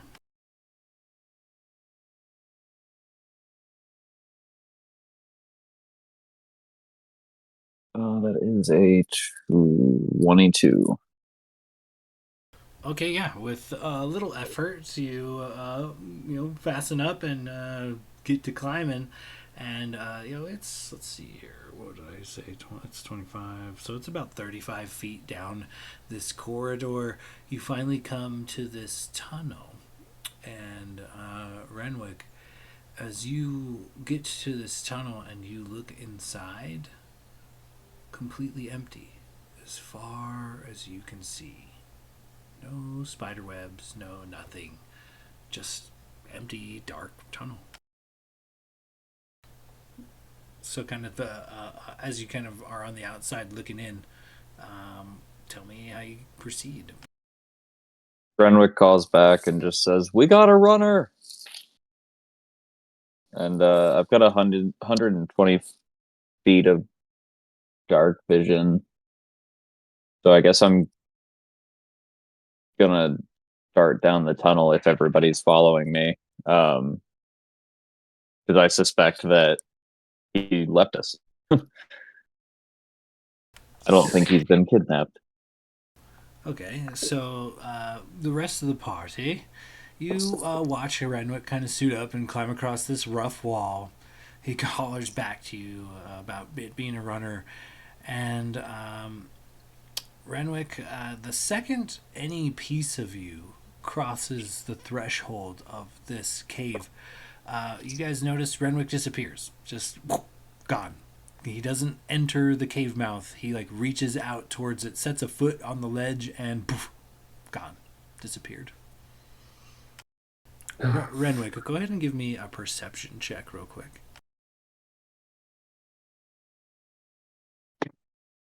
Dirty 20. Renwick, you're in this room, you're in this tunnel, and you look, and encased in web, down on the ground next to you, is what appears to be Aloysius. Only his face is sticking out of this massive webbing. The webbing is sticky and you've crashed into it by entering through this cave mouth or whatever into this tunnel. You crash into this webbing, and it definitely has a weird tingle to it. But you see that what was once empty cave that you were just looking down, it looked like several hundred yards of an empty cave mouth, an empty tunnel, is actually packed thickly with webbing. So much so that you find yourself kind of struggling to not get stuck in it. Go ahead and give me a dexterity saving throw.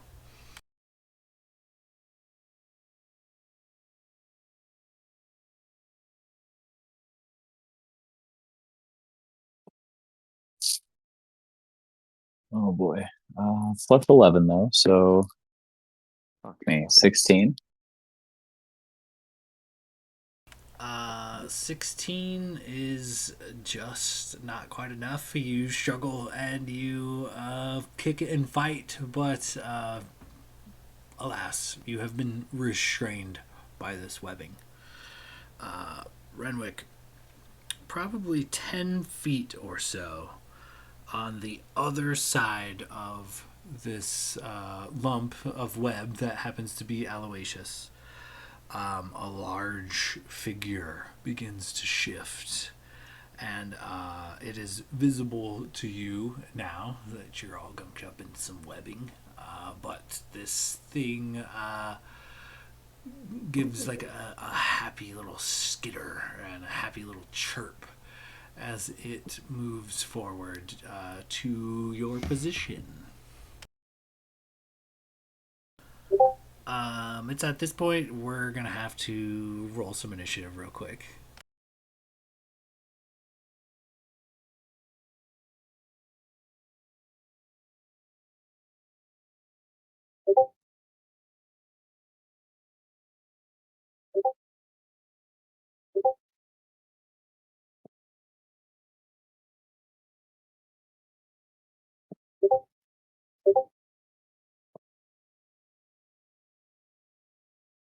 fucking totally- natural 20 on that metal die you gave me, Will, for a 29. Dang. Damn. So I Hot totally damn. forgot this That's my entire warlock die. I've forgotten this entire time that I have the Sentinel Shield, and it gives me advantage on initiative rolls, and I haven't been doing that at all.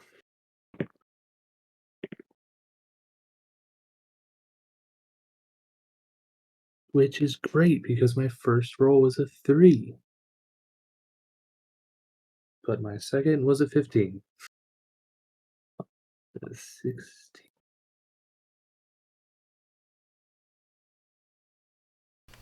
All right. What was your initiative, Gladier? 16 total. Okay, that's what I thought about.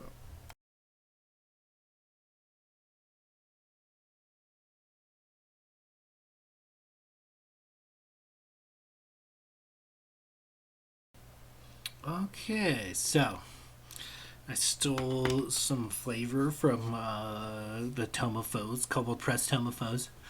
So if this isn't run in line with your traditional Ettercap encounter, so sorry. So initiative. Believe it or not, fucking Renwick at the top of the order. Renwick, you are kind of restrained in this webbing, and Aloysius is like laying next to you, covered in a mound of webbing. Only his face is not covered, and his eyes are wide as he stares at you. He's just like, he's just looking back and forth frantically, and then like staring to you expectantly. Like doesn't seem to be able to move or speak.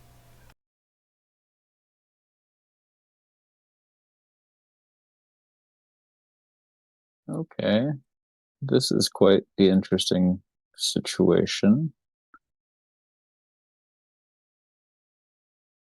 So what is my technical term? Like I'm immobilized, or am I restrained, or like am I just stuck in place, or do I have like movement of my hands? You are currently being restrained by webs, so I'll say in order to move anywhere, you will have to break free. But you essentially do have movement of like your hands and your limbs and hands and whatnot, just limited movement. Okay. And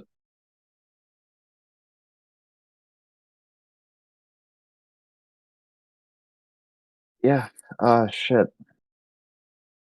Aloysius, if I were to cast in a straight line, could I hit the creature and not Aloysius? Okay, there's the map. Cool. Yeah, for sure. Aloysius is kind of laying off to the side. Oh, sick. Well, in that case, Renwick's a bit restrained, and he realizes like he's not in a good position. Sees Aloysius down there, hopes his party's following him, but he's definitely caught out here.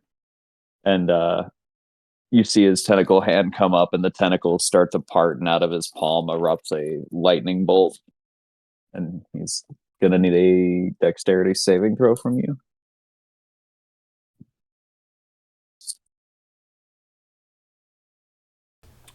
Comes out to a 16. My spell save DC is 16, but it's still 8d6 damage. So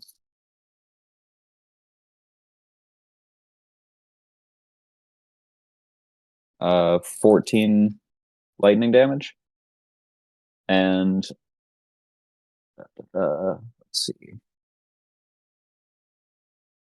The lightning ignites flammable objects in the area, which I believe spider webbing would be flammable, as fire does tend to burn it away. So hopefully that clears the hallway.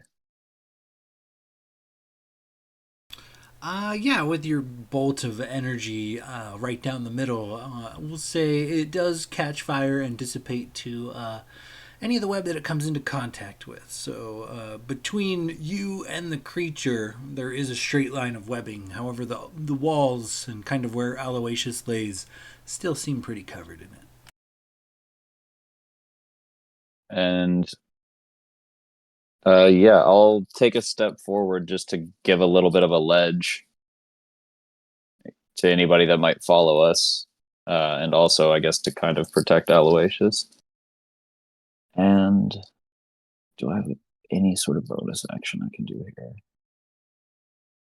Yeah, I'm gonna bonus action summon a tentacle right in front of the creature, and so he lets off that lightning bolt and then kind of regains his footing a little bit. Takes a step forward and then presses his hand into the ground, and a tentacle, or like a black kind of like ripple, goes across the ground. The tentacle comes up and slams the creature, hopefully with a 14. 14 hits. Oh no shit! All right, so that's gonna be a D8 of full damage for 9 points of damage, and that'll be his turn. All right, as you kind of tee off on this spider-like monstrosity. Moving on down the line, Blade Silverstring, you're up next. As far as you know, Renwick just kind of disappeared. You didn't really see him enter the hallway. He just kind of vanished. All right. I guess Blade would probably be like, what the hell's going on here? And I would probably get on Gabrielter. Wait, oh no, actually Gabrielter's sitting right there, isn't he? Probably right at the. Yeah, you've recently summoned him, so he's probably nearby. But if he dropped Aloysius off, would he still be, or dropped him off? Would he be flying in front of the, I guess, pit, or not the pit, the. There was a bit of time when Renwick kind of climbed his way out to the tunnel, Oh, okay. so he could have returned to you. He's on your side with you. Gotcha. Okay, so I will probably hop on Gabrielter, fly my way on over, and probably just kind of. I got 60. Well, it says 90 flying feet, but his speed is 60 on the ground, I'm assuming. But so I can probably get over there to look at like the hallway, and I still don't like see anything if I look.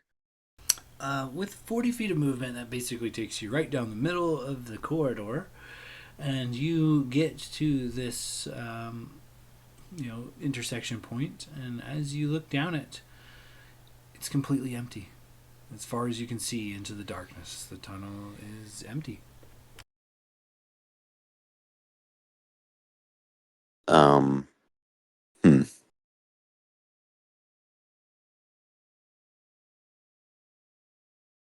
I guess. I mean, I would probably if he just disappeared, I probably would just fly into it. Honestly. As you enter the hallway on your flying mount, similar to Renwick, as you kind of crash in, you suddenly realize that this tunnel is actually full of webbing. Both you and Gibraltar are kind of consumed by it. Only a few feet in front of you, Renwick has managed to burn a significant portion of it away, but alas, covering the entrance at the very least. You kind of crash into this thick webbing. Go ahead and give me a dexterity saving throw. Probably from Gabrielter as well. Okay, blades is going to be plus 11. You guys, the rest of the party watching, you see Blade kind of fly down and kind of cock his head, kind of looking confused. And the second Gabrielter, like one hair on Gabrielter passes the threshold of this cave, both Gabrielter and Blade disappear in front of your eyes. Just whoosh, invisible.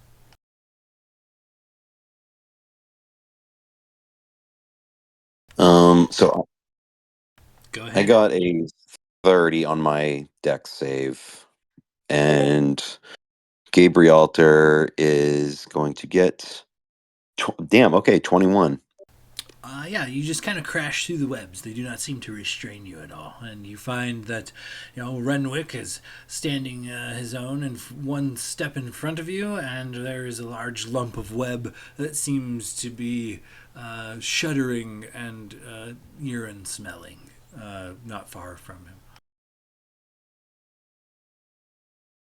Oh, what is that smell?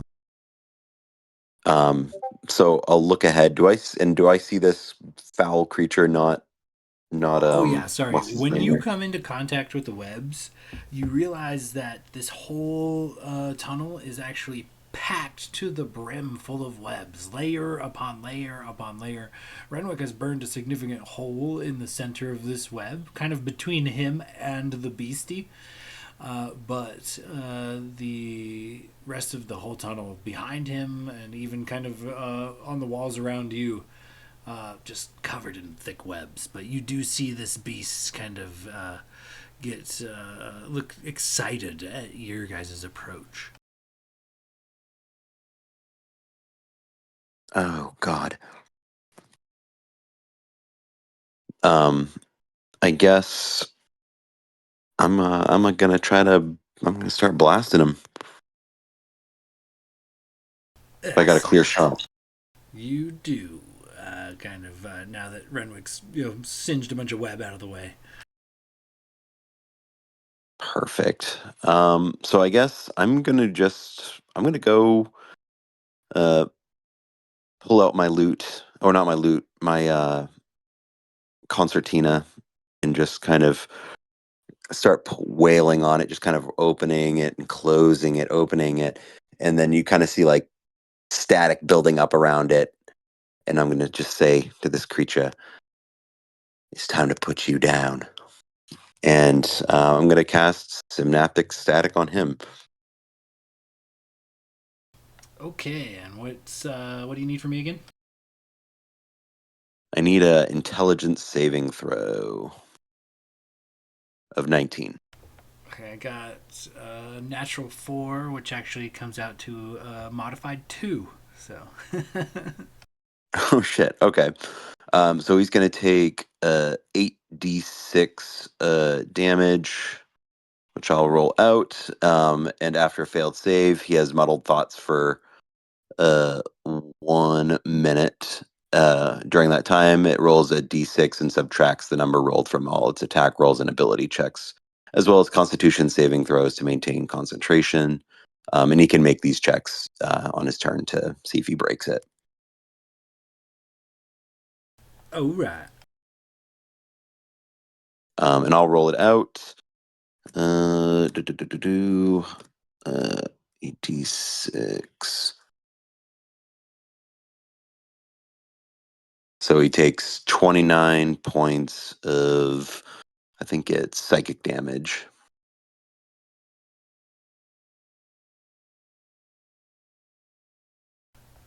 Yeah, he's looking rough as your spell cracks off and just erupts around him. He direct hit for sure. He's all twitching and several hairs on random body parts stick up and static up. You nailed him.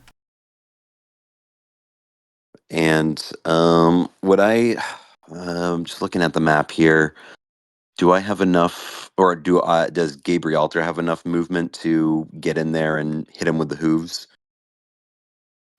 I would say it took 40 to get there and another probably 10 to get in. So you've burned 50 feet of movement for Gabrielter so far, and you're still about 15 feet away. So how much movement does he have? So flying, he has 90, and regular foot movement, or his regular speed is 60. We'll say yeah, I'll allow it. That could have technically all been in the air, I think. So you could have made it. Okay. So Gabrielter will go in to attack with his hooves. And he's got a +6. Oh shoot, that's not gonna hit him. Assuming it's a 13. Oh, just barely misses. But he'll wave his hooves in the air, missing brilliantly, and I think that'll be it for now. Actually, I'm gonna go ahead and give Renwick a little bit of inspiration for the bonus. Okay, so that being said, moving on down in initiative, I think Logos, you're up. You once again, you saw Renwick kind of touch the threshold to this cave and disappear. You saw Blade just go headlong into it and just vanished, and you're just kind of on the outside, like what the fuck? Yeah. So tell me how you proceed. So, how far am I away from the point that they vanished from?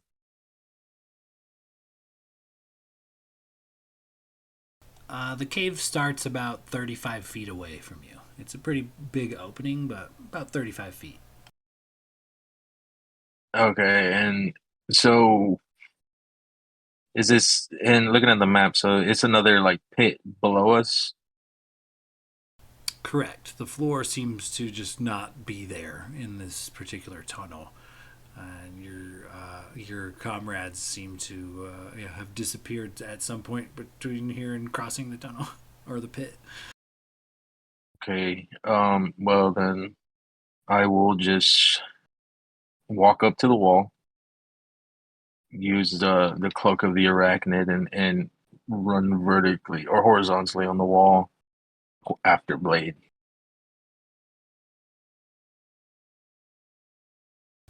Okay, so 35 feet of movement gets you right to the edge of where this tunnel begins, and as you kind of peek around the corner here, the tunnel is completely empty as far as you can see. It's empty. You hear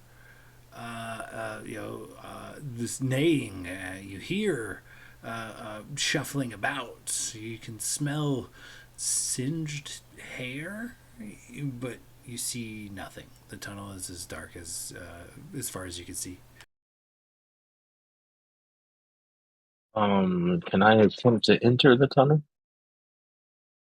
Yeah, as you enter the tunnel, you come into contact with some of this webbing, and the second you do, Blade and Renwick reappear in front of you, and you can see everything in the tunnel.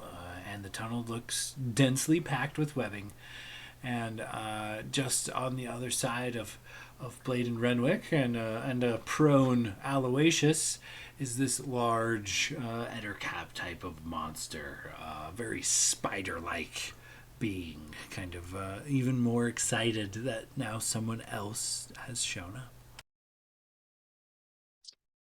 up. So due to my cloak of the arachnid, I can't be restrained by webs of any kind.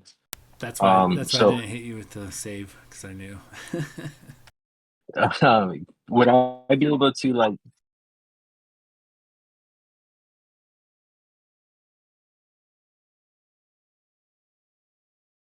Sorry, you cut out. Would you be able to what now? No, sorry, I made it because my baby girl came over all excited for some reason.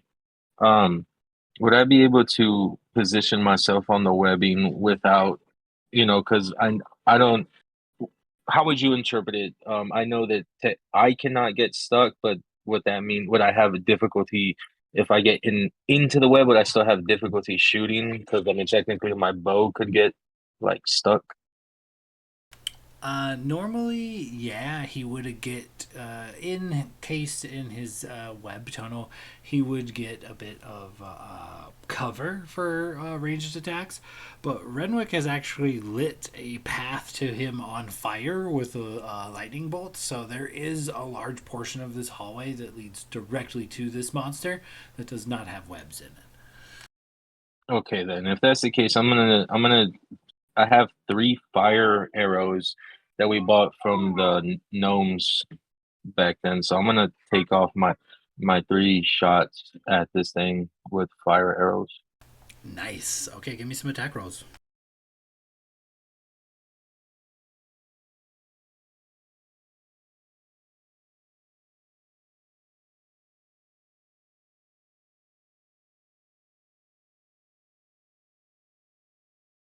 First one is a 25 to hit.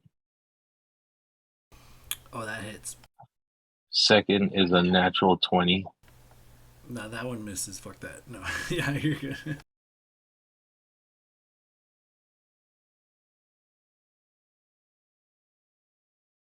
And the third's a 23 to hit. Oh, yeah. All three and then some. Very nice. All right. For the natural 20, I just rolled 2d8s. It's 20 points of damage from the natural 20. And then 11 points of damage from the second attack. And another 11 points of damage from the third attack. So you're looking at 42 points of damage total. Very nice. All three land, and a bit of a fire erupts on this very kind of web-caked individual, this web-caked monster. It screeches and shudders, and it doesn't look to be in that great a shape. What was once very could be described as terrifying seems more like in pain and whimpering at this point. So if by burning away the web, because I know what the web spell, does it take an extra bit of fire damage? Not unless specified in your ammunition. I didn't put nothing. It just says fire arrow, so we'll just do it. It was a hefty hit anyways. This actually, I'm reading into this. This particular creature does have a vulnerability to fire, so your fire damage would have been doubled. So is that from the total arrow attack that I made? I believe the arrows you purchased didn't add extra fire damage. They just became fire mid-flight, so it was just a way to go from piercing to fire.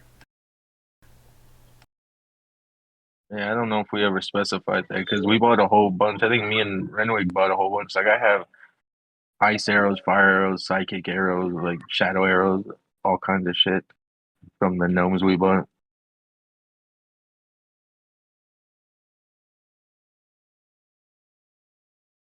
Yeah, word.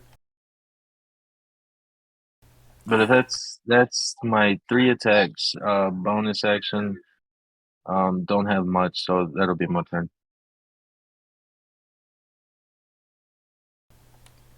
This dude is looking rough, but alas, moving on down, Locris, despite seeing Renwick, Blade, and his mounts, and now Logos cross this threshold and disappear, you hear a loud screech of pain kind of bellow out from this tunnel. And how do you kind of proceed? Not really having much else to do. Lucas is going to activate Giant Might. Just start climbing my way across the wall towards the other side. Okay, give me an acrobatics check. Let's see how far you can make it. Can we go athletic? No, acrobatics is better. Okay. Yeah, whichever. 19. I'll say you kind of you find the way. You've already seen a couple of people make their way over there. One of them, Renwick. You kind of know where the footholds and handholds are, and you make your way swiftly. But it is only let's see. Even without being having your movement halved, you can't quite get to the end of the tunnel. You're like 5 feet away from it, but you've made progress down to at least the mouth, the area where you're close. And from there, I will cast This is Bullshit. And just have my turn. Okay, as you gingerly make your way down, Gladiator, you're kind of in the same predicament. Three of your comrades have dipped into this hallway and seemingly vanished, and Low Chris has begins scaling the wall in that direction. How do you proceed? Yeah, I guess I'm gonna do the only thing I can and start scaling the wall after Locris.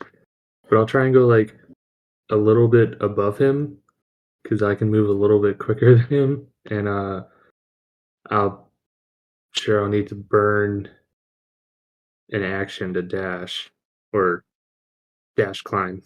Well, let's start with an athletics or acrobatics check. Let's see how far you can get with just your movement. Let's see. Yeah, definitely doing athletics. I am not acrobatic at all.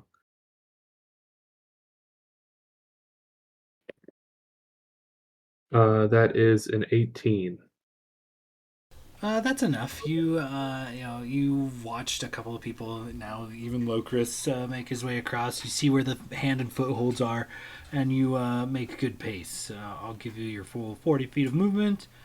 But after 35 feet, you come to the edge of this hall, and you look inside, and it's completely empty and dark as far as you can see. Uh, yeah, I'll just kind of like as I'm passing over Locris, come on, man, we gotta get moving. Don't stop now. And then just it gets pushed into the hallway. Well, I used all my. Yeah, an extra. You have 40 feet of movement, I believe, right?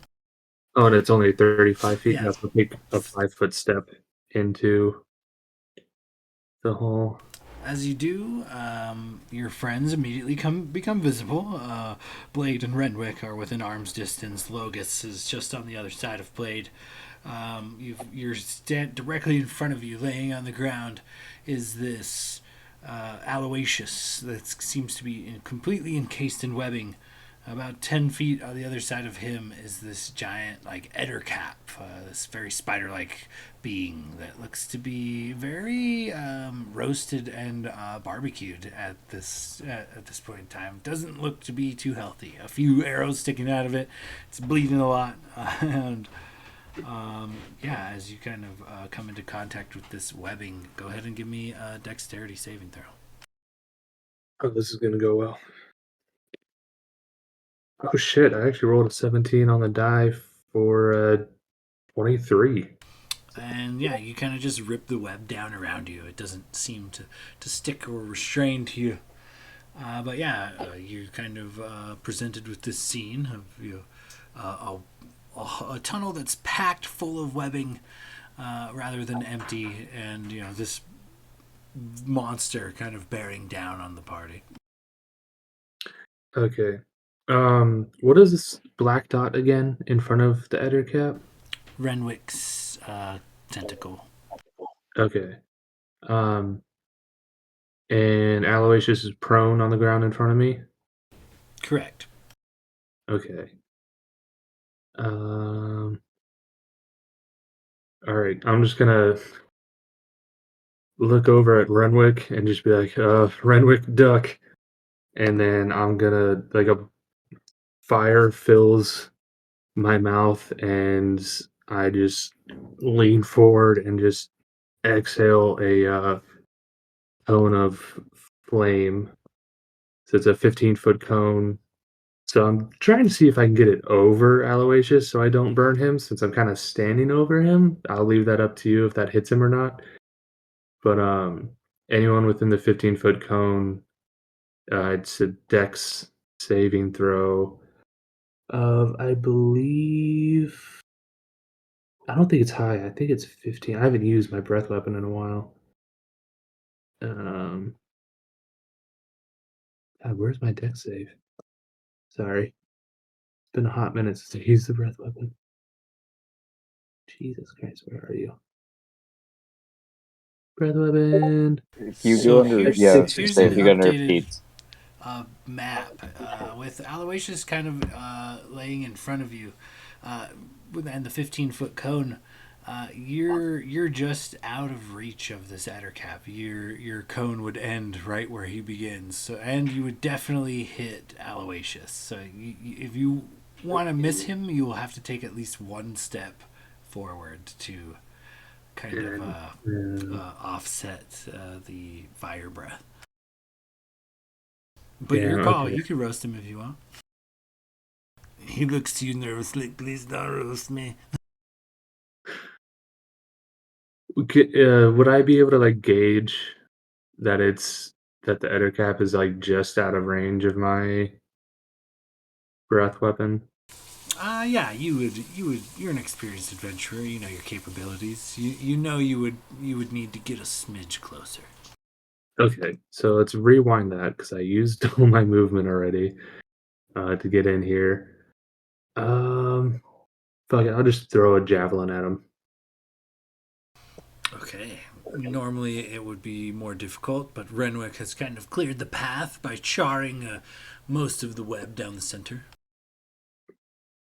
All right, Renwick, no need to duck, and toss the javelin. That's only 13 to hit.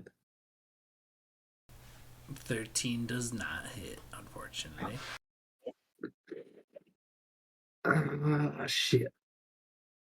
Sorry, guys. I had a different plan and wasn't expecting that. Fuck. I think that's all I got. Bonus. They do a bonus action spell. This guy's almost dead, though. He looks almost dead, right? He looks fucked up. Oh, he's fucked up. Okay. Yeah, I'm just gonna save my spell slots. You guys got him, right? Then that's my turn. Okay, bottom of the round, because I rolled terrible. Ettercap steps forward, sees the predicament it is in, but you know, what can it do, you know? While in contact with the webs, one of his web sense abilities is to know exactly where you are, Renwick, so he's not going to be taking disadvantage this go round. But I do have to subtract a d6 from this. So, let's see here. We're looking at a 21 minus 3 becomes 18 to hit, Renwick? That doesn't hit, but out of curiosity, what magical effect is stopping the my cloak? His web sense ability in the tunnel that's filled with web. He knows anyone's exact location.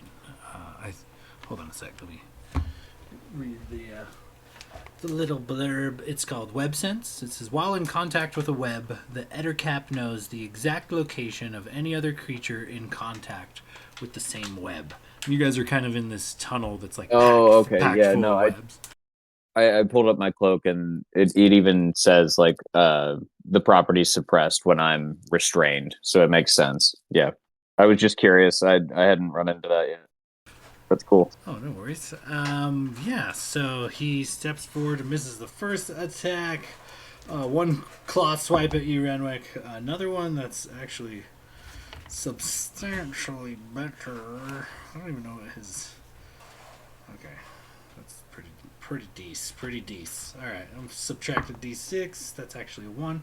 I might actually get you one time there, Renwick. 27 to hit? Yeah, that'll hit. So, as this beast strikes you, let me drop a couple of these d4s real quick. 7 plus 4 becomes 11. So you take 11 actually bludgeoning damage. And as this creature does seem to have claws, it throws a punch for whatever reason. And it bashes right into your face. And after doing so, it with a flip of its wrist, it seems to create this.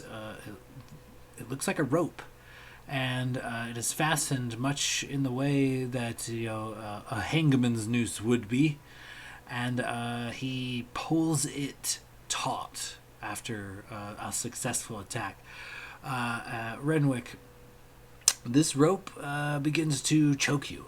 Immediately, you are considered grappled, and you cannot breathe until you remove this garrote. And the beast just throws the garrote off to the side into the this webbing essentially, and it sticks. So you've essentially been tethered in place with this garrote around your throat. And since that particular situation gives him advantage once again on what was a neutral kind of playing field, he's also going to take a bite attack at you, Renwick. Damn, dude, I'm fucking on it. Minus 1d6. Fuck, dude, another. Dude, I can't even make it up. Back to back once. Renwick, this dude leans in with a mighty bite. Let me grab a couple of d8s real quick. Alright. It is a total of 9 piercing damage from this bite, followed by a total of 5 poison damage, and I need a constitution save from you. And I'll uncanny dodge that. So what was the total damage on that bite? I believe it was... Shit, I moved my dice. I think it was 11 piercing, and what was that? 7 poison? Heard. Alright. And aside from basically choking out Renwick with this silk web rope, that is the end of his turn, which brings us to the top of the round, which is Renwick. So now that you're being choked to death near this creature with this web, how do you kind of proceed? So you needed a save from me, right? What was the con save? Was it? Yeah, a con save for versus the poison status effect. That is 14. 14 is the magic number, so you are not poisoned. Okay, that's cool. So I'm assuming it's an action to break this garrote. Correct. An action and a strength saving throw. Can I roll acrobatics on that? Because is it like a grapple check where it's acrobatics or athletics for escape? Technically, it is a grapple. I'll allow it. You're kind of like tethered to this other sticky web situation, which kind of like limits your movement, but not entirely. You might be able to get like a good run and jump or do some parkour shit to kind of get out of it or something. All right. That's going to be 31. That'll do it. You managed to break free of this garrote around your throat. Didn't manage to choke you for too long, but yeah, got about 6 seconds of air back in your lungs. And he turns around, looks at the creature, and he says, "Only Blade gets to do that." And he moves his tentacle over to the udder cap and takes another slam with it. That's going to be... Oh, fuck. Natty 19 for a 27 on that. That hits. And then, let me see here.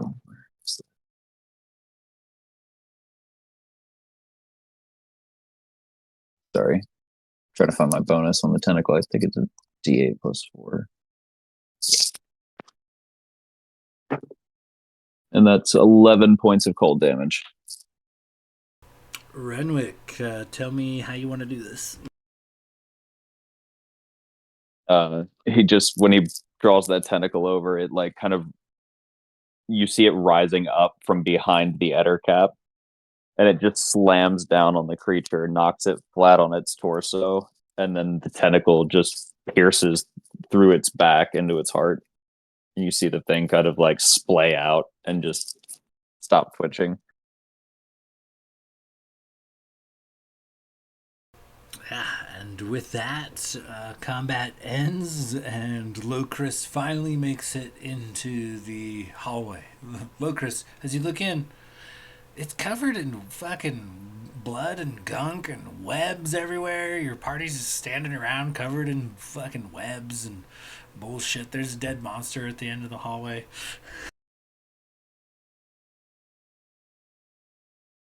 It looks like you guys had fun.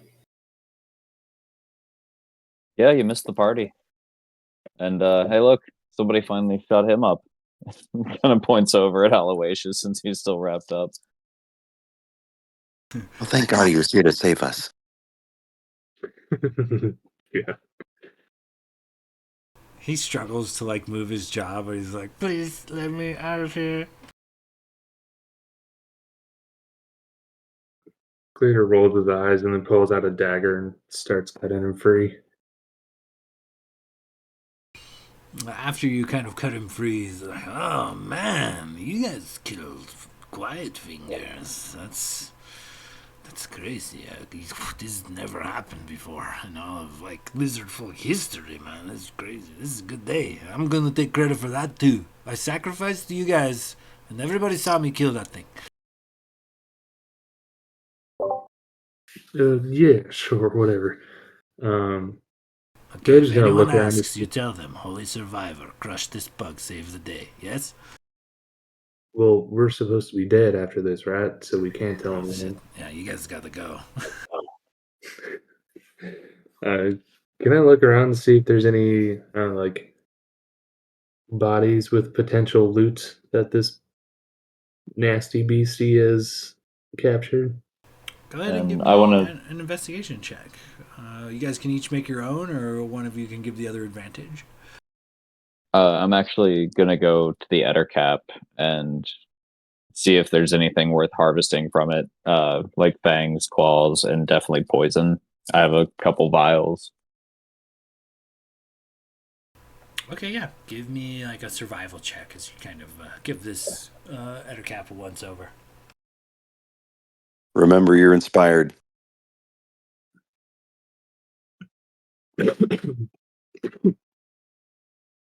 What is you're a D10 now? D10. Yeah, I'm just gonna go ahead and burn it on that because I'd love to have some Ettercap poison. That's gonna come in handy. That's 14, 18 total. Yeah, that'll be enough. You have something to carry this venom in, I assume? Yeah, I've got a couple vials. I have an empty superior healing potion vial. Yeah, you guys could.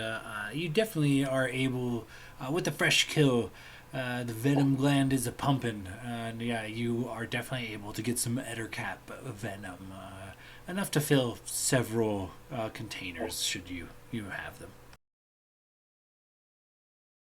So I have 4 basic poison vials. I've had them forever. I'm gonna basically dump them out and put Ettercap poison in there because I assume it'll be stronger than a basic poison.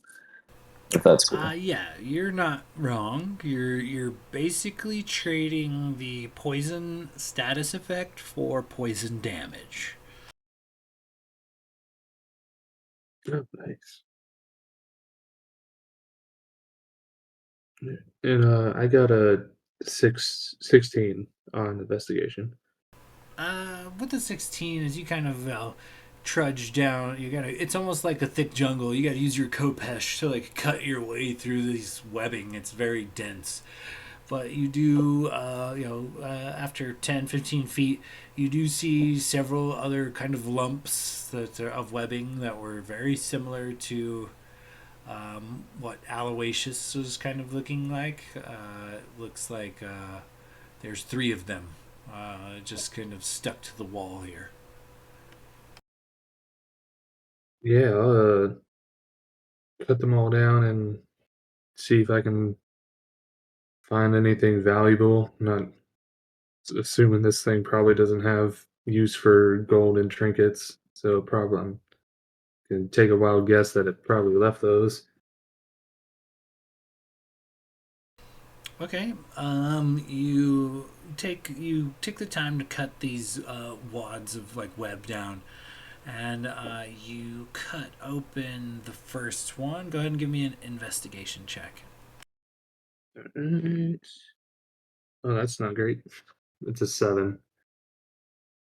You're not sure what it was, but there are several bones, scales, bits of hair, a skull that's partially collapsed and caved in. It's you don't find anything of value, but you do find some decayed remains. Yeah, Glader says a quiet prayer to Paylor and then moves on to the next one. Give me another investigation check as you cut open this second thing of webbing. Oh, that's much better. That's 18 on the die for 22. 18 on the die. Looks like it reveals a much fresher kill. It looks like you found a lizard folk that has been drained of all their fluids. It is very mummified, but still identifiable as a lizard folk. As you kind of rummage around, you find 15, a little pouch with 15 platinum coins. And that's it. Everything else of value seems to have deteriorated. All right. Glader's gonna definitely grab that as he moves on to the last little bundle of death. And for the last little bundle of death, Gladier, as you cut this open, go ahead and give me a dexterity saving throw. Ah, God damn it. Oh, 11. Gladier, as you cut this sack open, a swarm of juvenile baby spiders bursts forth and covers your person. They crawl all over you, on your face, under your armor, and they are ravenous and voracious. They begin biting you. You take 21 points of piercing damage, and I'm going to need a constitution saving throw. Glader's not having a good day. All right, con save. It's a +8. Oh, natural 20. 28. No, you do feel a bit of swelling and tenderness where you've been bitten dozens upon dozens of times as this swarm rolls over you and then scatters in a million directions into the various bits and pieces of webbing. But essentially, you don't suffer any other damage aside from the initial bites. You seem pretty resilient. So Glader definitely screamed a little bit like a small child. And then once all the spiders were gone, he just walks back towards the entrance of this little cavern, uh, drops the pouch of 15 platinum in Renwick's lap. I found this for the group. Can we please get the fuck out of here now? And just stares off into space. Renwick just pats him on the the back, and then just starts counting the coins out and dishing them out to everybody. Aloysius holds out his hand for his share expectantly. I mean, come on, technically I was bait, dude. Come on, I helped. You gotta cut me in. You're the reason we're in this fucking situation. That wasn't You're my lucky fault. I don't like ghost fingers or I've had about enough of you, fingers. honestly. You're lucky we even cut you out of the webs. It was more tempting to keep you wrapped up. I mean, it was kind of cozy, but very scary. It does seem like it would be cozy, like being swaddled, you know? Yes, it's all trick. But Swaddle looks like a smooth skin baby in road. They always come to it, and we trigger trap on them. It works pretty good.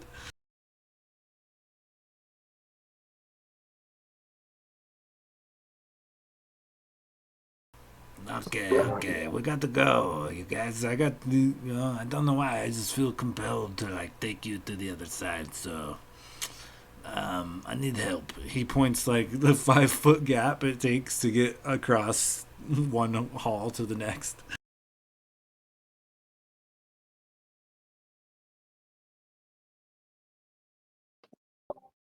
Renwick's just gonna ignore him and scale across.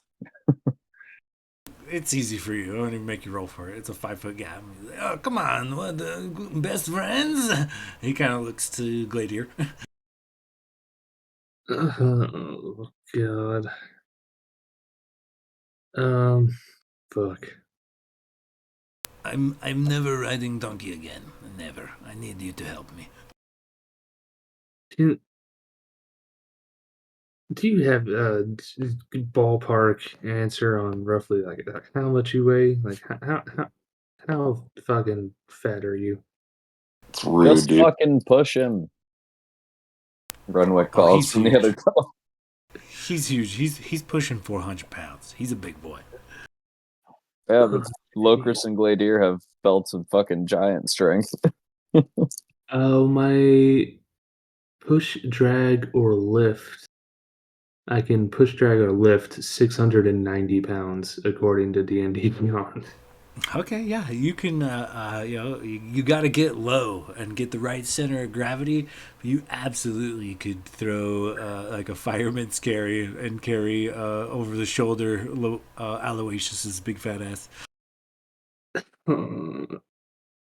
Glader very begrudgingly does this and holds his breath the entire time because I'm sure he fucking reeks.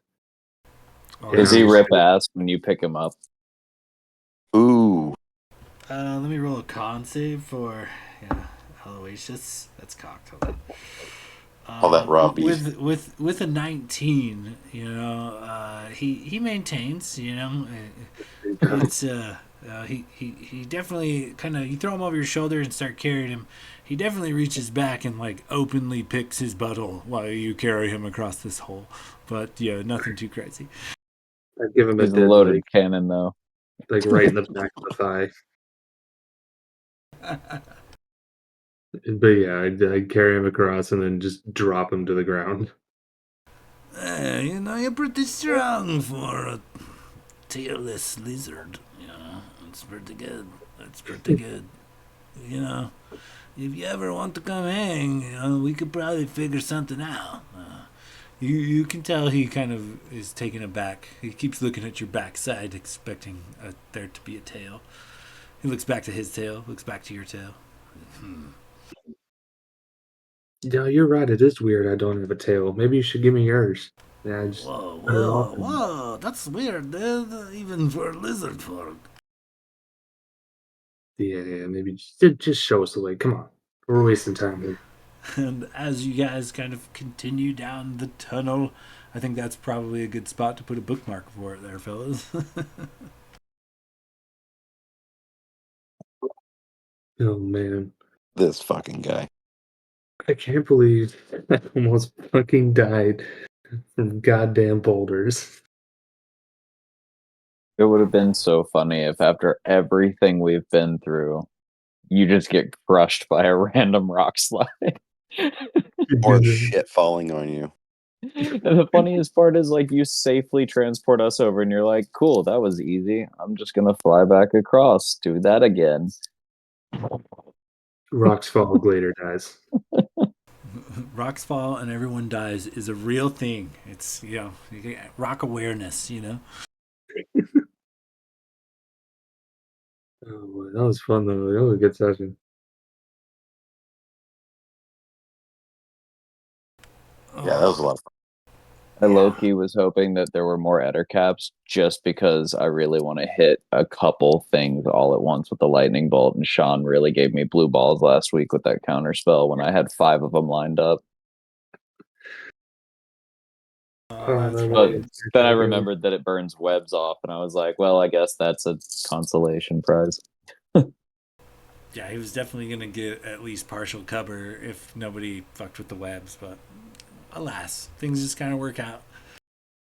Locris didn't even get into the fight. You know, he was the only one of you that couldn't burn enough movement to get into the hole in one turn. Nope, I was just going to keep moving on and just fuck it. Because he was already damaged. Just like, just get across. I was low Just key gonna hoping go that Locris would have been the first one to like make it across, just because he has the blindside ability.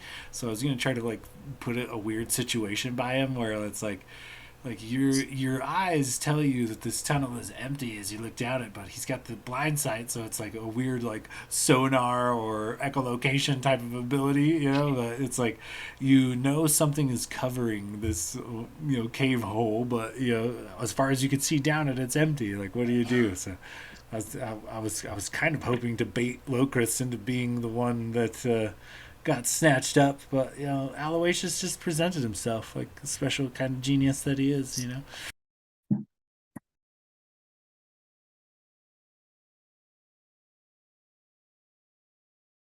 All right, fellas. Well, I had a good time, but I need to go get off my feet. So keep in touch. We'll do this crazy thing again next week. Yeah. Yeah, man. Hope you feel better. Yeah.